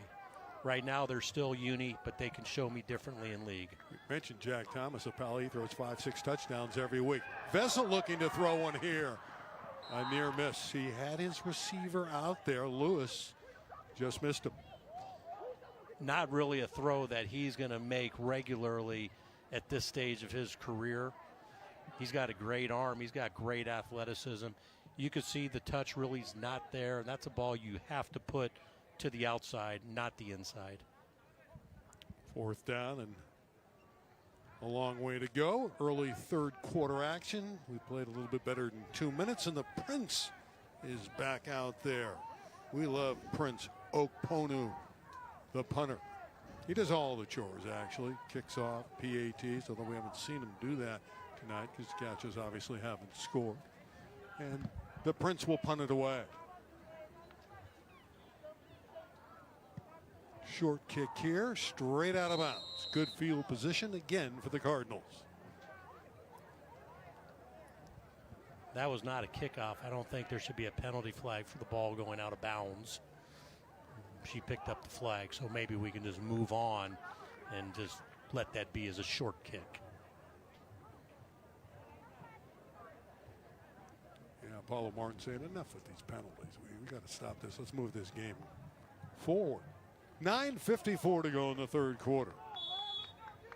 We're going to pick up that flag. Or, as you alluded to, it was just a punt, not a kickoff. But good field position for the Cardinals. They'll start from the Gaucho 45.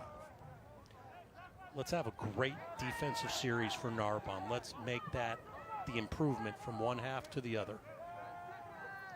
Somehow they got to stop this quarterback, Vega, who's been on fire so far. And again, he's got Sebastian Mendez.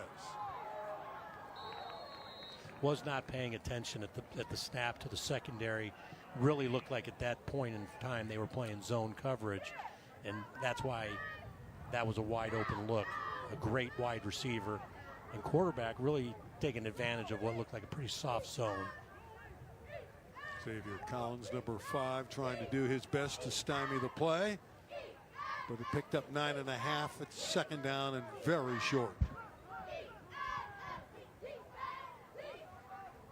You would think they'd run the football here, but they have everything on the table on second and inches.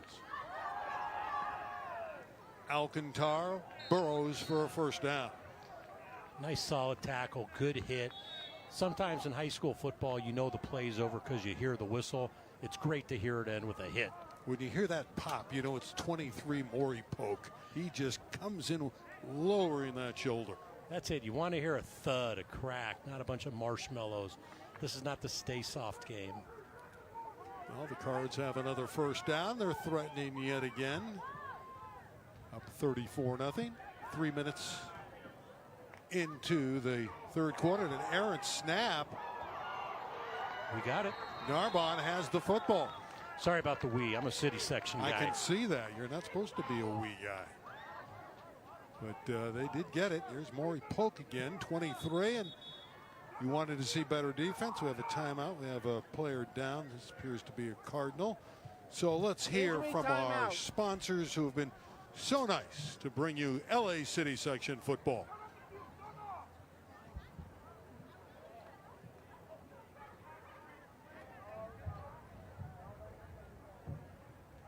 LA City Section football game of the week is presented by Brett Stye, who is helping showcase student athletes in the city doing the right thing. By Lee's Tires in Lomita. How can we help you today? 310-378-8301. By Red West Pizza, with locations in Lomita and Wilmington. Festive and family friendly, serving Italian eats in an unfussy setting. It's Red West Pizza. And by Premier Body Method, for the best physical sports medicine with a personalized approach. Sports Medicine and Chiropractic, 818-508-6188. Here come the Gauchos, looking at 2nd and 5. Wasn't a serious injury, and the Cardinal came off the field okay. Another handoff, and a little bit of a crease there for Damian Gonzalez. How about that effort? That's just great performance by Damian. The effort was great. The pulling lineman, pulling close to the line of scrimmage, really getting across that backfield quickly, kicking out, creating a hole, the things you can grow on. Look at the pulling lineman, getting there quickly, kicks out, boom. Lowering that shoulder, getting the job done. That's perfection for Damian. First down. That'll move the sticks. Inside the 45, near the 42-yard line. I'm sitting up here with you, Randy. You are the quintessential professional. I'm like Pepper Brooks, the role that Jason Bateman played in Dodgeball. Just excited to be up here with you. We're excited football. to have you here, Chuck. Good to have Chuck Price, who's been around the city for a little while, to say the least. If he remembers Warren Moon from 52 years ago at Hamilton, you know he's been around the block. First down, Gauchos. Trying to march down the field with Damian Gonzalez leaping forward for a few. Great patient running. Stutters, finds the hole, lowers his shoulder, explodes through it. He doesn't have that much height. He gets lost behind big linemen. They look like they're doing stuff now that they weren't able to do in the first half. And that's what happens when you get a team in and put them on the board. I love the way they're attacking. Pick up a 4, 2nd and 6. Gauchos establishing the ground game. Now it's Vessel's turn. Hit hard after a gain of about 2, maybe 3 yards.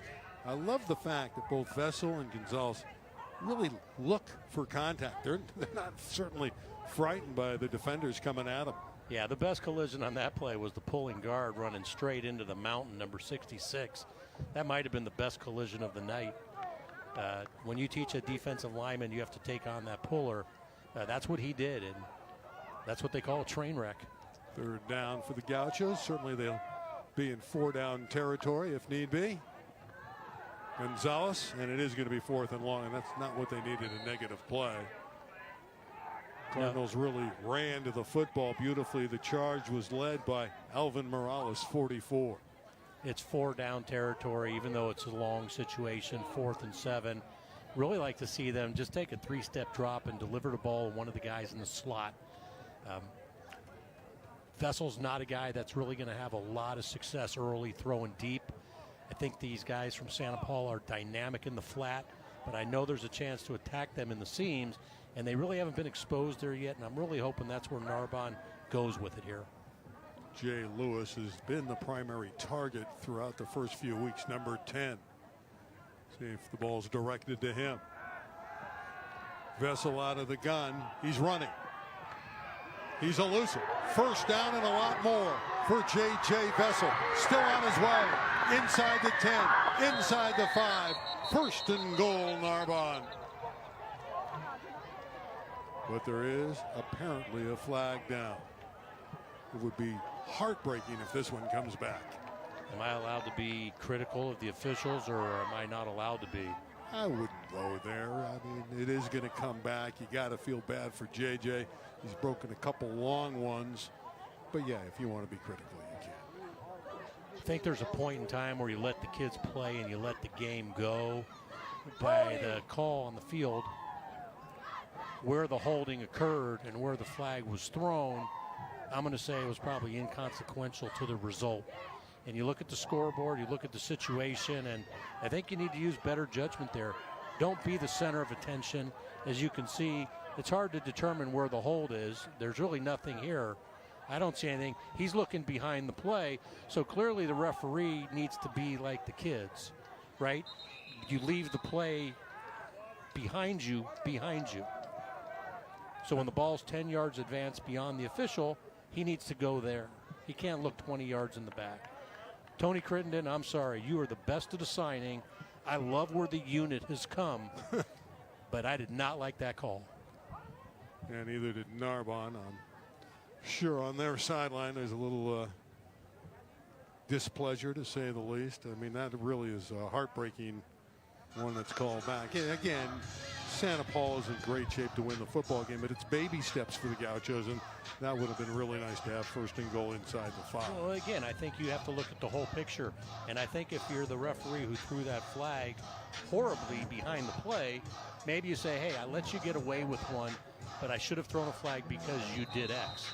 That's a teaching moment. This was a glory moment for the official, and you know, being up here allows me to say that I feel bad that I can be critical of him, but this isn't about him. This is about the kids. Sorry, Randy Rosenblum. Again, I feel like Pepper Brooks from Dodgeball. You are opinionated. There's no question about that, but that's your job. Yeah, I add color to a very black and white situation. All right, it's 4th down. Let's see if they can pick it up. Vessel again will start upfield, and he's denied first down yardage. And the ball should go over on downs to Santa Paula. And now their offense will come onto the field, and unfortunately for Narbonne, it indeed goes back to the Cardinals. And you look at Vessel, he got hit 5 plays in a row, lowers his shoulders, taking on multiple tacklers, and now he's sitting out there as the centerpiece of the defense. Tough role for a kid who you really need to be your leader on every offensive snap.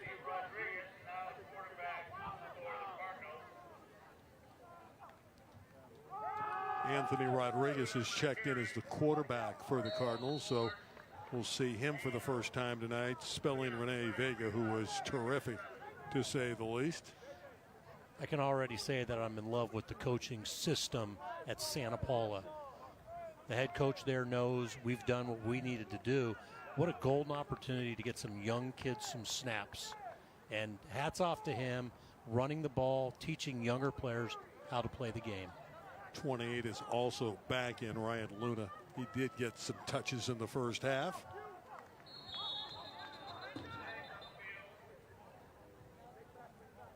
Ball start, offense. Again, you're going to have some miscues, one would imagine, with Santa Paula inserting new guys. And that's okay. That's why you put young kids in a game when you can, because as you get into the late part of October, November, that next loss is your last loss. You never know when one of these kids needs to be in.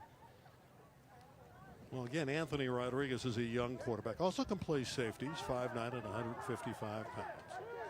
So we'll see what Anthony can do to generate an offense as the understudy. Well, they still have the ground game. They can ground and pound, and they do it effectively with Ryan Luna. As long as they keep running near or behind Mount Jorge Gonzalez, number 66, they're going to be spectacular. He doesn't have what you would call great feet, but he's got enough size and push, and clearly he's like an eclipse. I like that description, by the way. Like an eclipse. Once again, it's Luna with a crease. And who provided that crease? Mountie Clips, Jorge. Well, Ryan Luna again came in averaging 6 yards a carry, number 28. So he gets the job done, and he had a lot of room to operate with. Yeah, again, I go back to my first half comments, and the game is so much simpler when you give kids a nickname. So right now, Jorge is Eclipse, and you've got to run the ball behind the Eclipse. That's number 66, Jorge Gonzalez, and he's 300 pounds, 6'5", big body. Jorge, nothing but love and compliments for you. Don't take the nickname the wrong way.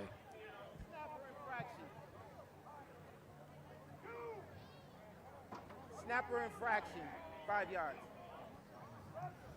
Apollo's getting exhausted out there. A lot of flags. And again, it's difficult for both sides when a team jumps to a big lead like this. I think Apollo likes having the microphone on him. It's like Sunday in the NFL. Well, he's having a good time. Well, he should. Again, it's Luna. Right up the gut. Terrific run inside the 30. What an effort by Ryan Luna.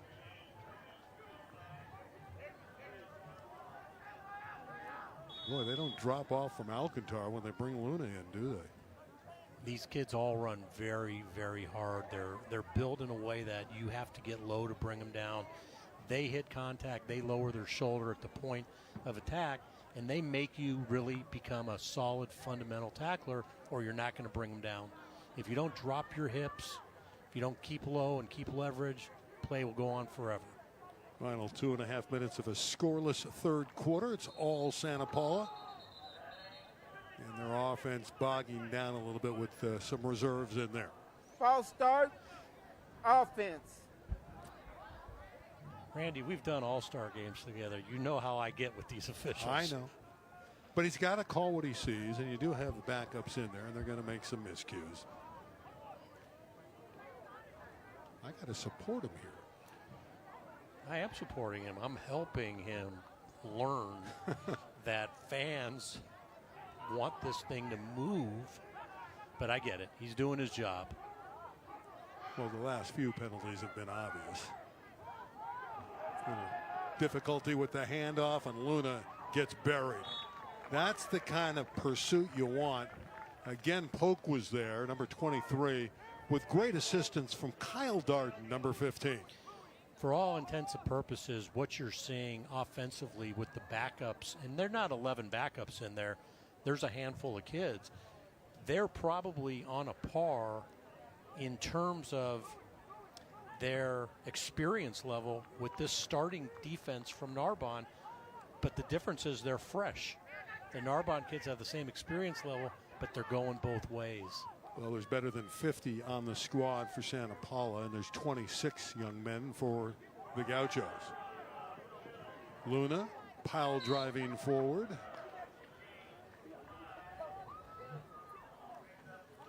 We were talking about the city section earlier, and we talked a little bit about the Western League, and you talked about competition for Birmingham. And honestly, King Drew's coming to the level where they should be that next person, not person, but squad to really take on Birmingham. The program elevates every year. Joe Torres does a phenomenal job. The kids are talented. I look for them to make a run in the Open this year, because I do think they should win that league, although Crenshaw's showing some real fight, and Dorsey's Dorsey. And there's Carson and Banning and San Pedro in the Marine League. They're historically all very good. There's a flag, by the way. What a Start shot. offense. 23. I guess it was 23, huh? 23 would be Xavier Alcantara, one of those three young Alcantara young men. We're through three quarters, a scoreless third quarter. Narbonne played a lot better in that third stanza. Unfortunately, the Gauchos are down 34-0. Let's hear from the sponsors that made this presentation possible.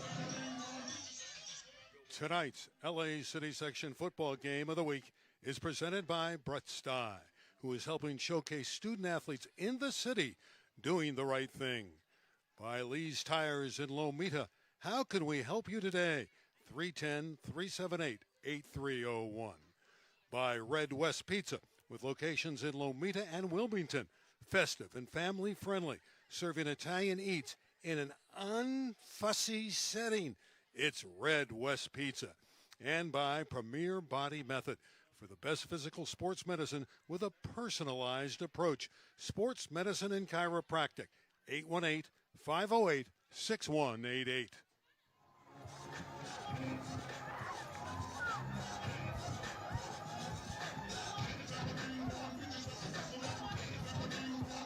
Aerial view here at Gauchos Stadium in Harbor City with Chuck Price. I'm Randy Rosenblum. Glad you're on hand.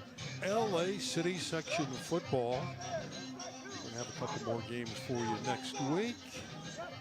And we'll move forward. We're going to take the schedule and work with it. We picked the game ahead of time, probably a couple days in advance. We might just have Garfield on next week. And if we do, there's another team out of the Eastern League. They got a player by the name of Cesar Reyes. Every week he's running for big yardage, making 10 or 12 tackles on defense.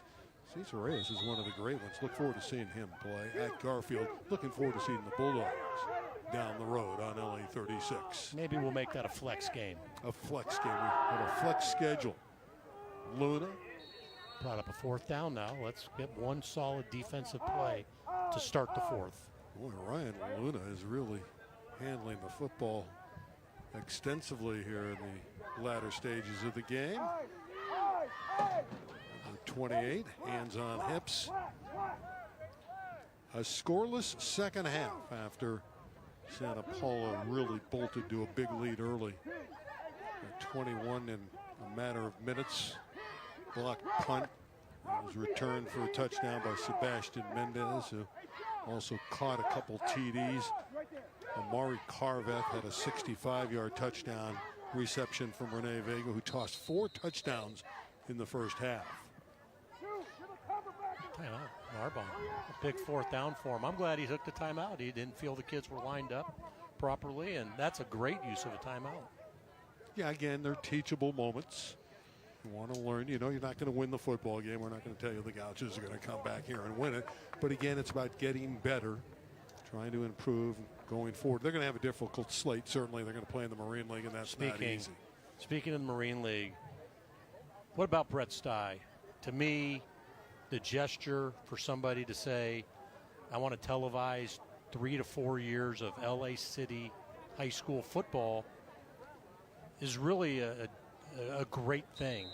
You give kids a chance to create a memory of a lifetime by saying, I played on TV. And I thank you. I thank your support. And I think that what you're doing for LA City football is a great first step for a lot of things, but especially for the group of us that live, eat, sleep, and drink LA City football. Well, you can see the movement on the right side. That was quite obvious. Carlos Macias. False start. And in between plays, along those lines, is I feel that the leadership that the LA City Southern section gets from Vicky and navigating through these difficult, situations, she's done a great job. And I feel like the future of city football is great. It lies in the hands of the coaches. These are the guys we really need to take care of. Yeah, Vicky does a wonderful job managing, overseeing the LA City section. Snapper infraction, offense. I think, Apollo, you can stop with that. Even if it's illegal, let it go at this point. I'm having a hard time at this point. But again, they're violations. And, again, you got a lot of reserves in there. But it all started with that foul, the penalty that shouldn't have been called, and then it just opened the floodgates. So no, the flag gates. Yeah, it's bad. You didn't like that? No. The joke was great. The flags are bad. Okay. Just want to make sure we're on the right page. Come on, Herb Street's got your back over there, Fowler. Okay. We're good. Okay. 4th and 23. You doing play-by-play now or what? Can I? I don't know. Can you? Here's a run up the middle. Not going to quite pick up the necessary yardage. But again, Ryan Luna showcasing his skills. The ball's going over on downs, and the Gauchos will get it back. They've played Santa Paula to a scoreless second half. where you want to be. It's a game that every play is a new game. Can you get better every play? Can you get better every quarter? And that's really how you have to teach these young men, because it's not just football, it's life.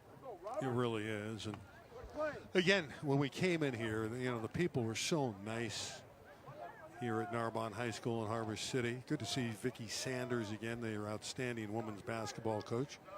He's up in the press box working the scoreboard tonight. Here's a nice run, twisting and turning. What an effort. Gonzalez, Damian Gonzalez. Hopefully the young man's okay. A little bit exhausted, but you love the effort. And again, you can see that. Yeah, it's when you look at the replay and you see your linemen just get enough of a push to move the D line, and then they move downfield looking for the second block. That's really what you're trying to teach these kids. Play to the whistle. Find the next body and another jersey. You'd like to see the Gauchos rewarded here with a touchdown. You'd love to see that, because they've been hampered by penalties. Well, they might have scored already, but let's see what they can do here. Now they're on the other side. They're in plus territory to the 45. Vessel came to the sideline to get the play from the coaching staff, and you can see number 2 pop into the huddle. So glad you're with us on LA36. Fun football. The city is back. From the 45. Can Vessel get outside? He's determined. He got a couple. Well, he's taking his hits, though. He got the shoulder tackle from Diego Ornelas, who has over 20 tackles already this year. But I love the toughness of this quarterback. The Marine League will be tough for him to navigate with this style of attack. It's a run-oriented conference, especially when it comes to the defensive work that's put in. San Pedro, coached by Corey Walsh, whose dad Bill, they're just legends there. They're great coaches. They're rock solid. The program is a neighborhood school that just thrives on its success and tradition. Love the work that they do. Yeah, the Walshes do everything, and they do it well. Dad's still involved with everything over there, helping his son. Yeah, Corey's got to love that. Remember when Jim Mora would see his dad show up at practice at UCLA, and you knew right off the bat Jim was, oh, why is my dad here? Yeah. By the way, I mentioned Cesar Reyes last week. How about this? He had, for Garfield, 142 yards and 5 touchdowns, plus 12 tackles and a pick when they knocked off Kennedy. Now, they also lost in recent weeks to Banning by 1 point. But that kid, we're going to see him on LA36. Cesar Reyes, what a player he is. So we're not going to flex that game. No, we got to keep him on the schedule. Reversing his field is Vessel. Breaks a tackle. Flag is out. Legal block as he was coming downfield, and that was kind of obvious. I think that was clearly a block in the back. Had he blocked him, I don't even think he touched him. You could see it coming, but did he hit him, or did the guy just fall over? Here we go. No, he fell over. That was no block in the back. The intent was there, but he didn't get him. Ticky-tack. Yeah, you could say that. Yeah. There was some contact. That wasn't even an NBA foul. Again, I feel bad for Vessel, because every time he turns it upfield and gets a nice gain, it's when people watch high school football games, to tell you the truth, they're not used to having somebody be critical. And sometimes critical is okay. If I could help somebody become better next week, why not be critical? I think my hat's off to them for the job that they do. We're not playing this game without them. Vessel again. Let's see if he can create some running room. Boy, did he take a pop. Diego Ornelas again, 32. Got a nice lick in there on the quarterback. There's 32. He's been underneath the pile a few times tonight. That's our quarterback. I hope he's okay. He, again, has taken a lot of punishment tonight. And JJ's tough. Let's hope he's going to be all right. We'll Hear from our sponsors who made tonight's game possible.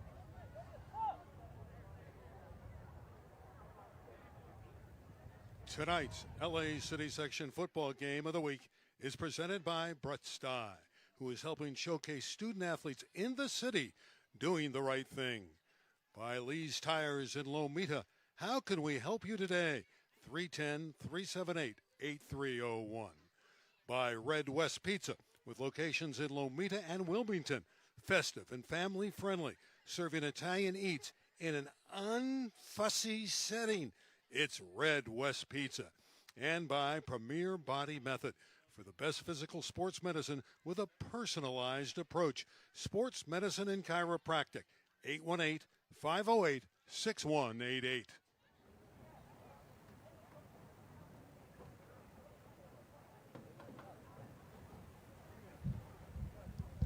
The view is beautiful. Underneath the view, though, JJ's still down, and we wish him well, and they're checking him out. That's the problem when you have the quarterback carrying the ball that often. He's going to take some hits. Unfortunately, he doesn't go down easy, so he takes more hits than he needs to. I've been nothing but complimentary about Coach Bledsoe, and I'm not going to stop now, because I think you have to fight to the finish. I think you need to put one in the end zone. So you might hear somebody say, well, why is he getting his quarterback hit? Why this and that? This is their identity. This is who they are. And you've got 6.5, 7 minutes left against a good football team. Let's get ready for week 1 in the Marine League. He got hurt, and that's part of football. I think he's going to pop up. I think he's going to be fine. Beautiful night in Harbor City. By the way, you noticed on that view of the sideline, when we were panning that sideline on the Narbonne side of the field, number 16. That's the quarterback that was injured. He was on the crutches. That's Aiden Garcia. And again, J.J. Vessel was the running back, and they moved him to quarterback. He got in there last week and started to play some quarterback after Garcia was injured, so he's picked up nicely. What I've liked about what JJ has done tonight, obviously he's run the ball when he's had an opportunity, but he hasn't turned it over. No interceptions, because they have not thrown a lot, but he hasn't fumbled. No, he's protected the ball, something that you have to do at that position. There he's getting up, and that's great to see. As you pan the sidelines, there's a player under the tent. There's 2 on the bench. There's 1 on crutches. There's probably 8 bodies at this point that can go into the game. He's being helped off. It's a leg thing, but my early indication is he's sitting out a few practices. They've got a bye week coming up. He's going to be fine. Yeah, takes the helmet off. I think there's a lot of disappointment here. He is walking nicely now, and he just got his bell rung, I think. So he's going to come into the tent and check him out. But I think all in all, best case scenario is he came to the sideline. He looks to be fairly healthy. Back to the ball game. Well, it's 4th down. We get to see Prince in punt formation, and again, he doesn't get rid of it that quickly. A bad snap's going to cause him a problem. My concern is the guys hustling downfield and covering. Juju Gomez back deep, number 15 in white for Santa Paula. And the Prince to deliver it. It's a little bit better job. This is Juju Gomez. Running wide. And a nice effort outside the 35. Heck of a punt. Nice return. Great coverage. Great coverage. The pursuit angles that these kids took on that punt return was really nice. Nice work. It was great to see how they moved across the field, the angles that they took, and quite frankly, that was a 25-yard return, and it could have been a lot longer. Yeah, Mike Montoya has to be pleased with his team's effort tonight. You come to a stadium, you're delayed, you have a couple traffic accidents, takes 3 hours, and they come out and they make a statement early and have never looked back. So he has to be thrilled with the way his group has performed. They're a hard-nosed football team. They're well coached. The bus ride was to their advantage today. Handoff, first carry of the night for Derek Andrade, another sophomore, number 31. Also plays a little outside linebacker. So the guys. Randy, who's the best high school football player you've ever seen in the LA City? Pick the one player. Well, I guess who I saw personally, Anthony Davis maybe at San Fernando. Charles White also at San Fernando. I saw them in the early days. DeAnthony Thomas at Crenshaw. He's a great player, no question about it. He is the most electrifying player I've ever seen, and he was just different. He had a different gear, and I'm going to give you another one who's going to surprise you.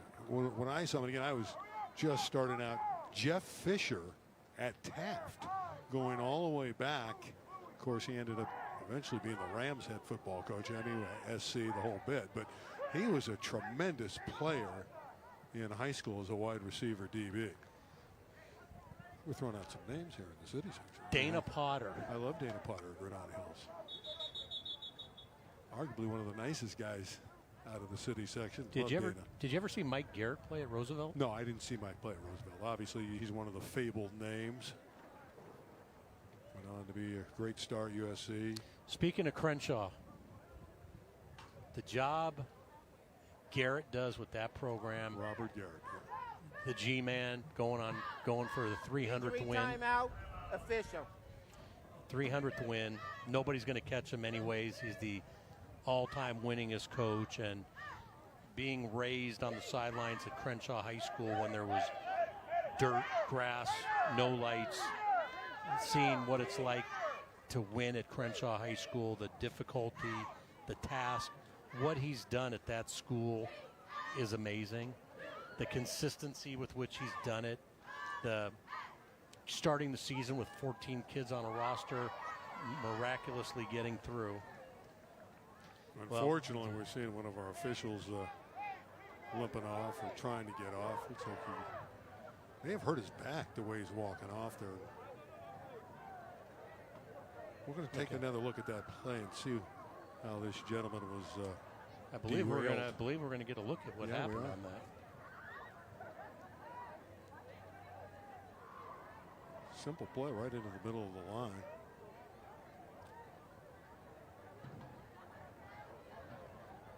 He got clipped from behind. I do think it's his back. Accidentally got hit. And then he's hobbled. He is hobbled at that stage.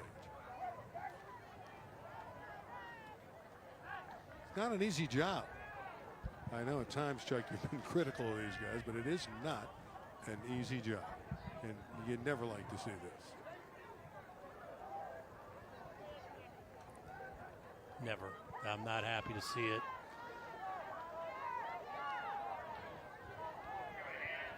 He needs a chiropractor. You're saying back, huh? Yeah, that's what it looked like to me. Could be side. Kids are thrilled to be on Santa Paula. They're excited. They're leading. They know where the camera is. Number 2 there is Dominic Mesa. 13 is his brother Ethan. They're having a good time. Cards have had a great night. We'll assume here in a moment. And not a lot of intrigue in the final outcome. We knew it at the break. It was over by halftime. But still, the Gauchos have really fought hard in the second half. Andrade running, and he's punctured. I mean, he was hit hard. That was great form tackling on the outside as Derek Andrade took that delivery.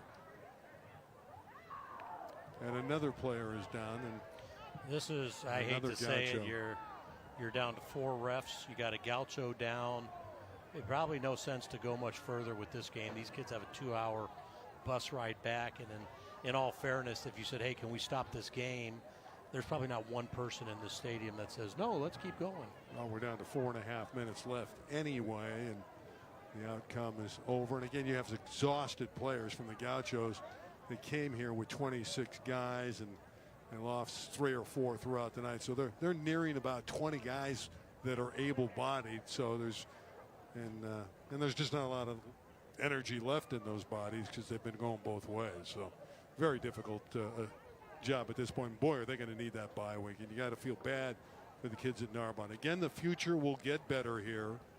Doug Bledsoe will get it done. but it's going to take some time, and they just ran into a buzzsaw by the name of Santa Paula tonight, and all the kids paying their respect to the Gaucho that is sitting up and appears to be okay. But again, I think this is exhaustion at this point. Hear the noise, some cheers for a young man coming off. And again, another injury to the green and white. And unfortunately it is now. It looks like it is the leg. Maybe it was wishful thinking, and it was just, he was out of breath and couldn't return to action, but it is a leg injury apparently. Did you get a number, Randy? Well, they're taking him to the sideline with those green uniforms. When they go into the middle like that and they go to the ground, it's hard to pick up. That's our D tackle. That's the big kid, 54. Well, he's had some trouble before. That's John Talimatil. So hopefully he'll be okay. They'll stretch him out. Hopefully it's a leg cramp, and that's why he was limping off. No, they're paying attention to the referee's leg, not his back. I'd love to see the attention at this point at least given to the kid. All right, back to action. Cardinals punting it away. Very favorable roll, and it'll go inside the 20. So the clock is down to 3:53. We'd like to see the Gauchos somehow get on the scoreboard. Don't know that we'll see J.J. Vessel come back. He was dinged up the last time. I don't know that you want to bring him back out there. You're not going to bring him back. He's taking his pads off. This will be the first snap that they actually take with a new quarterback. It'll be interesting to see what they do. And again, they've got 9 or 10 bodies on the sidelines that are able to go in. Not a lot to gain at this point, although you do have a chance to get a backup quarterback some snaps. Yeah, you want to get the backup some repetitions anyway. It looks like the backup is Damian Gonzalez. Number 20 is going to run the show. A little wildcat. They won't lose much at this point. They really won't. It'll give them a chance to look at another running back. Well, he's a wildcat running back, and Damian Gonzalez crosses the 20. Don't know that we're going to see anybody calling timeout, so this clock should move forward pretty rapidly. There is no 2-minute timeout like there is in college and pro football at the prep level. And the Gauchos, they can take some solace into the fact that they hadn't been scored on in the second half, and they've played Santa Paula to a scoreless battle. I love the fact that they fought hard from the time they were down 34 points. They did things on each play. They did things as the game moved on. That tells you these kids are fighting. They're hard. They're hardworking. They've been taught. Outside, a beautiful run, and here's a chance down the sideline. Fans on their feet. All the way in. That's how you finish. Great run, Ladd. Jamari Ladd. That's just great to see. Unbelievable that this team could fight through what they've done, get on the board, avoid the shutout. The emotion that they'll carry from that run when they see it on film will carry them. That was a beautifully executed play because it's done with a kid who's probably taken 3 snaps in a football game in his whole life at quarterback. And he handed it off to Jamari Ladd, and Ladd did the work. You're right. Fans having something to celebrate. It's great to see that the Gauchos get on the board, huffing and puffing, but very excited is Jamari Ladd. I think we might have a 2-point try here, Chuck. I think that's in order. How many carries did Jamari Ladd have before that carry, do you think, Randy? Oh, I think he's had a few. He's been one of the guys in the backfield that's that produced. Damian Gonzalez has been the number 1 guy, but he had a burst on that play. Yeah, that looked great there. They go for the 2. Let's see if they can knock it in. And here's Gonzalez getting outside. He's in for 2 more. Here come the Gauchos. A little bit too late, but they're having some fun. Damian Gonzalez with 2. This is exactly why you play, you teach, you bring in backups. When I watch what happened on those last 3 or 4 plays, they've got the versatility in that backfield to really deceive football teams coming forward as to who's going to carry the ball. The zone read with 3 running backs. Look at this. Everybody comes with Ladd, and when he turns upfield, it's a different gear. You can Different see gear. the burst, the great speed. Again, Bledsoe told us at the beginning of the show he's the fastest guy on the team. So if he's going to get an opening, Jamari Ladd's going to get it done. And that's a quality football player. And as a senior, it's going to take his leadership for these next 5 weeks. That's a kid who for sure will play in the LA City Gridiron Classic All-Star game that you and I have called, that the Chargers sponsor, that really ties it all together to give kids the same opportunity for something special, just like a game like this on TV. Well, 34-8 doesn't sound too bad after the way this thing started. Good to see the Gauchos score, get rewarded for some of those long runs again, and a couple of them called back, and we wish J.J. Vessel the best. He seems to be okay on the sideline, but it's been a tough night at the office, certainly for the Narbonne Gauchos. But again, it's really refreshing to see them fight to the finish line and get the 6 plus the 2. And they get 8 on the board with 2:24 left. Hey, it looks like we almost had one in the field of play. We did. And it rolls into the end zone. That's a first. The Prince drove one through the end zone. How about that? We've seen all kickoffs go to the outside and over the boundary and be penalized down to the 35. That time, the Prince got it, as you noted, all the way down the field. Well, we've got the Prince, we've got the Eclipse, and obviously Jamari Ladd. Wheels. He's Hot speed. Wheels. Yeah, he's wheels. He's wheels. I want to commend also Mike Montoya, the coach over at Santa Paula. He knew when to bring in the second string, the third stringers, the other units, and not try to pile it on. You can't teach class, Yeah, and he he's got has it. Yeah, he does. You can see the way his kids play, where they get it from, and speaking to him during the week and before the game. Absolutely. And they're just trying to run the clock out. They're not looking to go up top and throw the football.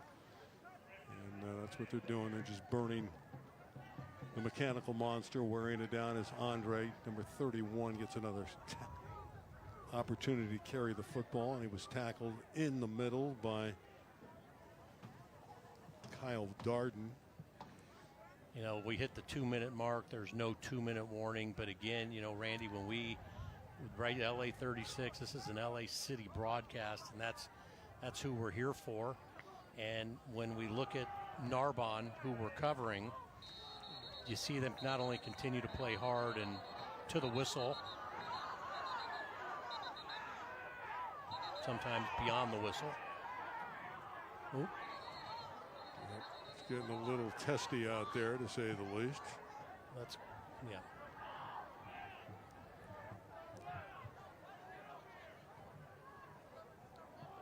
Long conversation there with Apollo Martin and Kim Bly.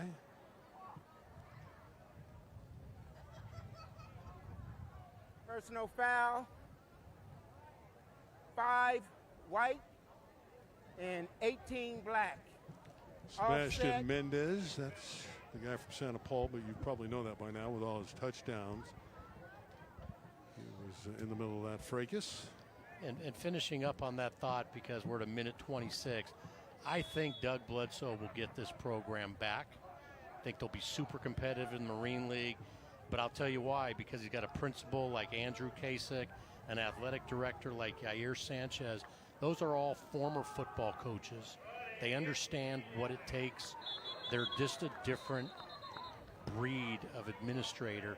Those who know what building football programs and working with these young men is all about. And he's got players that can perform too. That was Maury Polk again, 23, and he is relentless on defense. We've talked a lot tonight about John Talley-Mattil, who's probably their best defensive player. But Polk, again, is another one of those guys that's all out all the time. He's Marine League tough. He's a guy that shows up.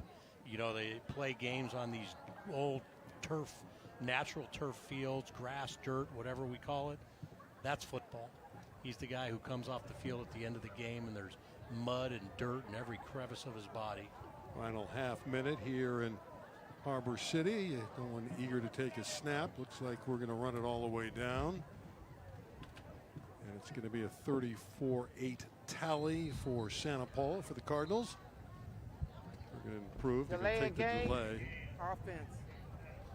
with 5 seconds left. Apollo going out on top. Not going to let that opportunity Well, go the by. clock's running out.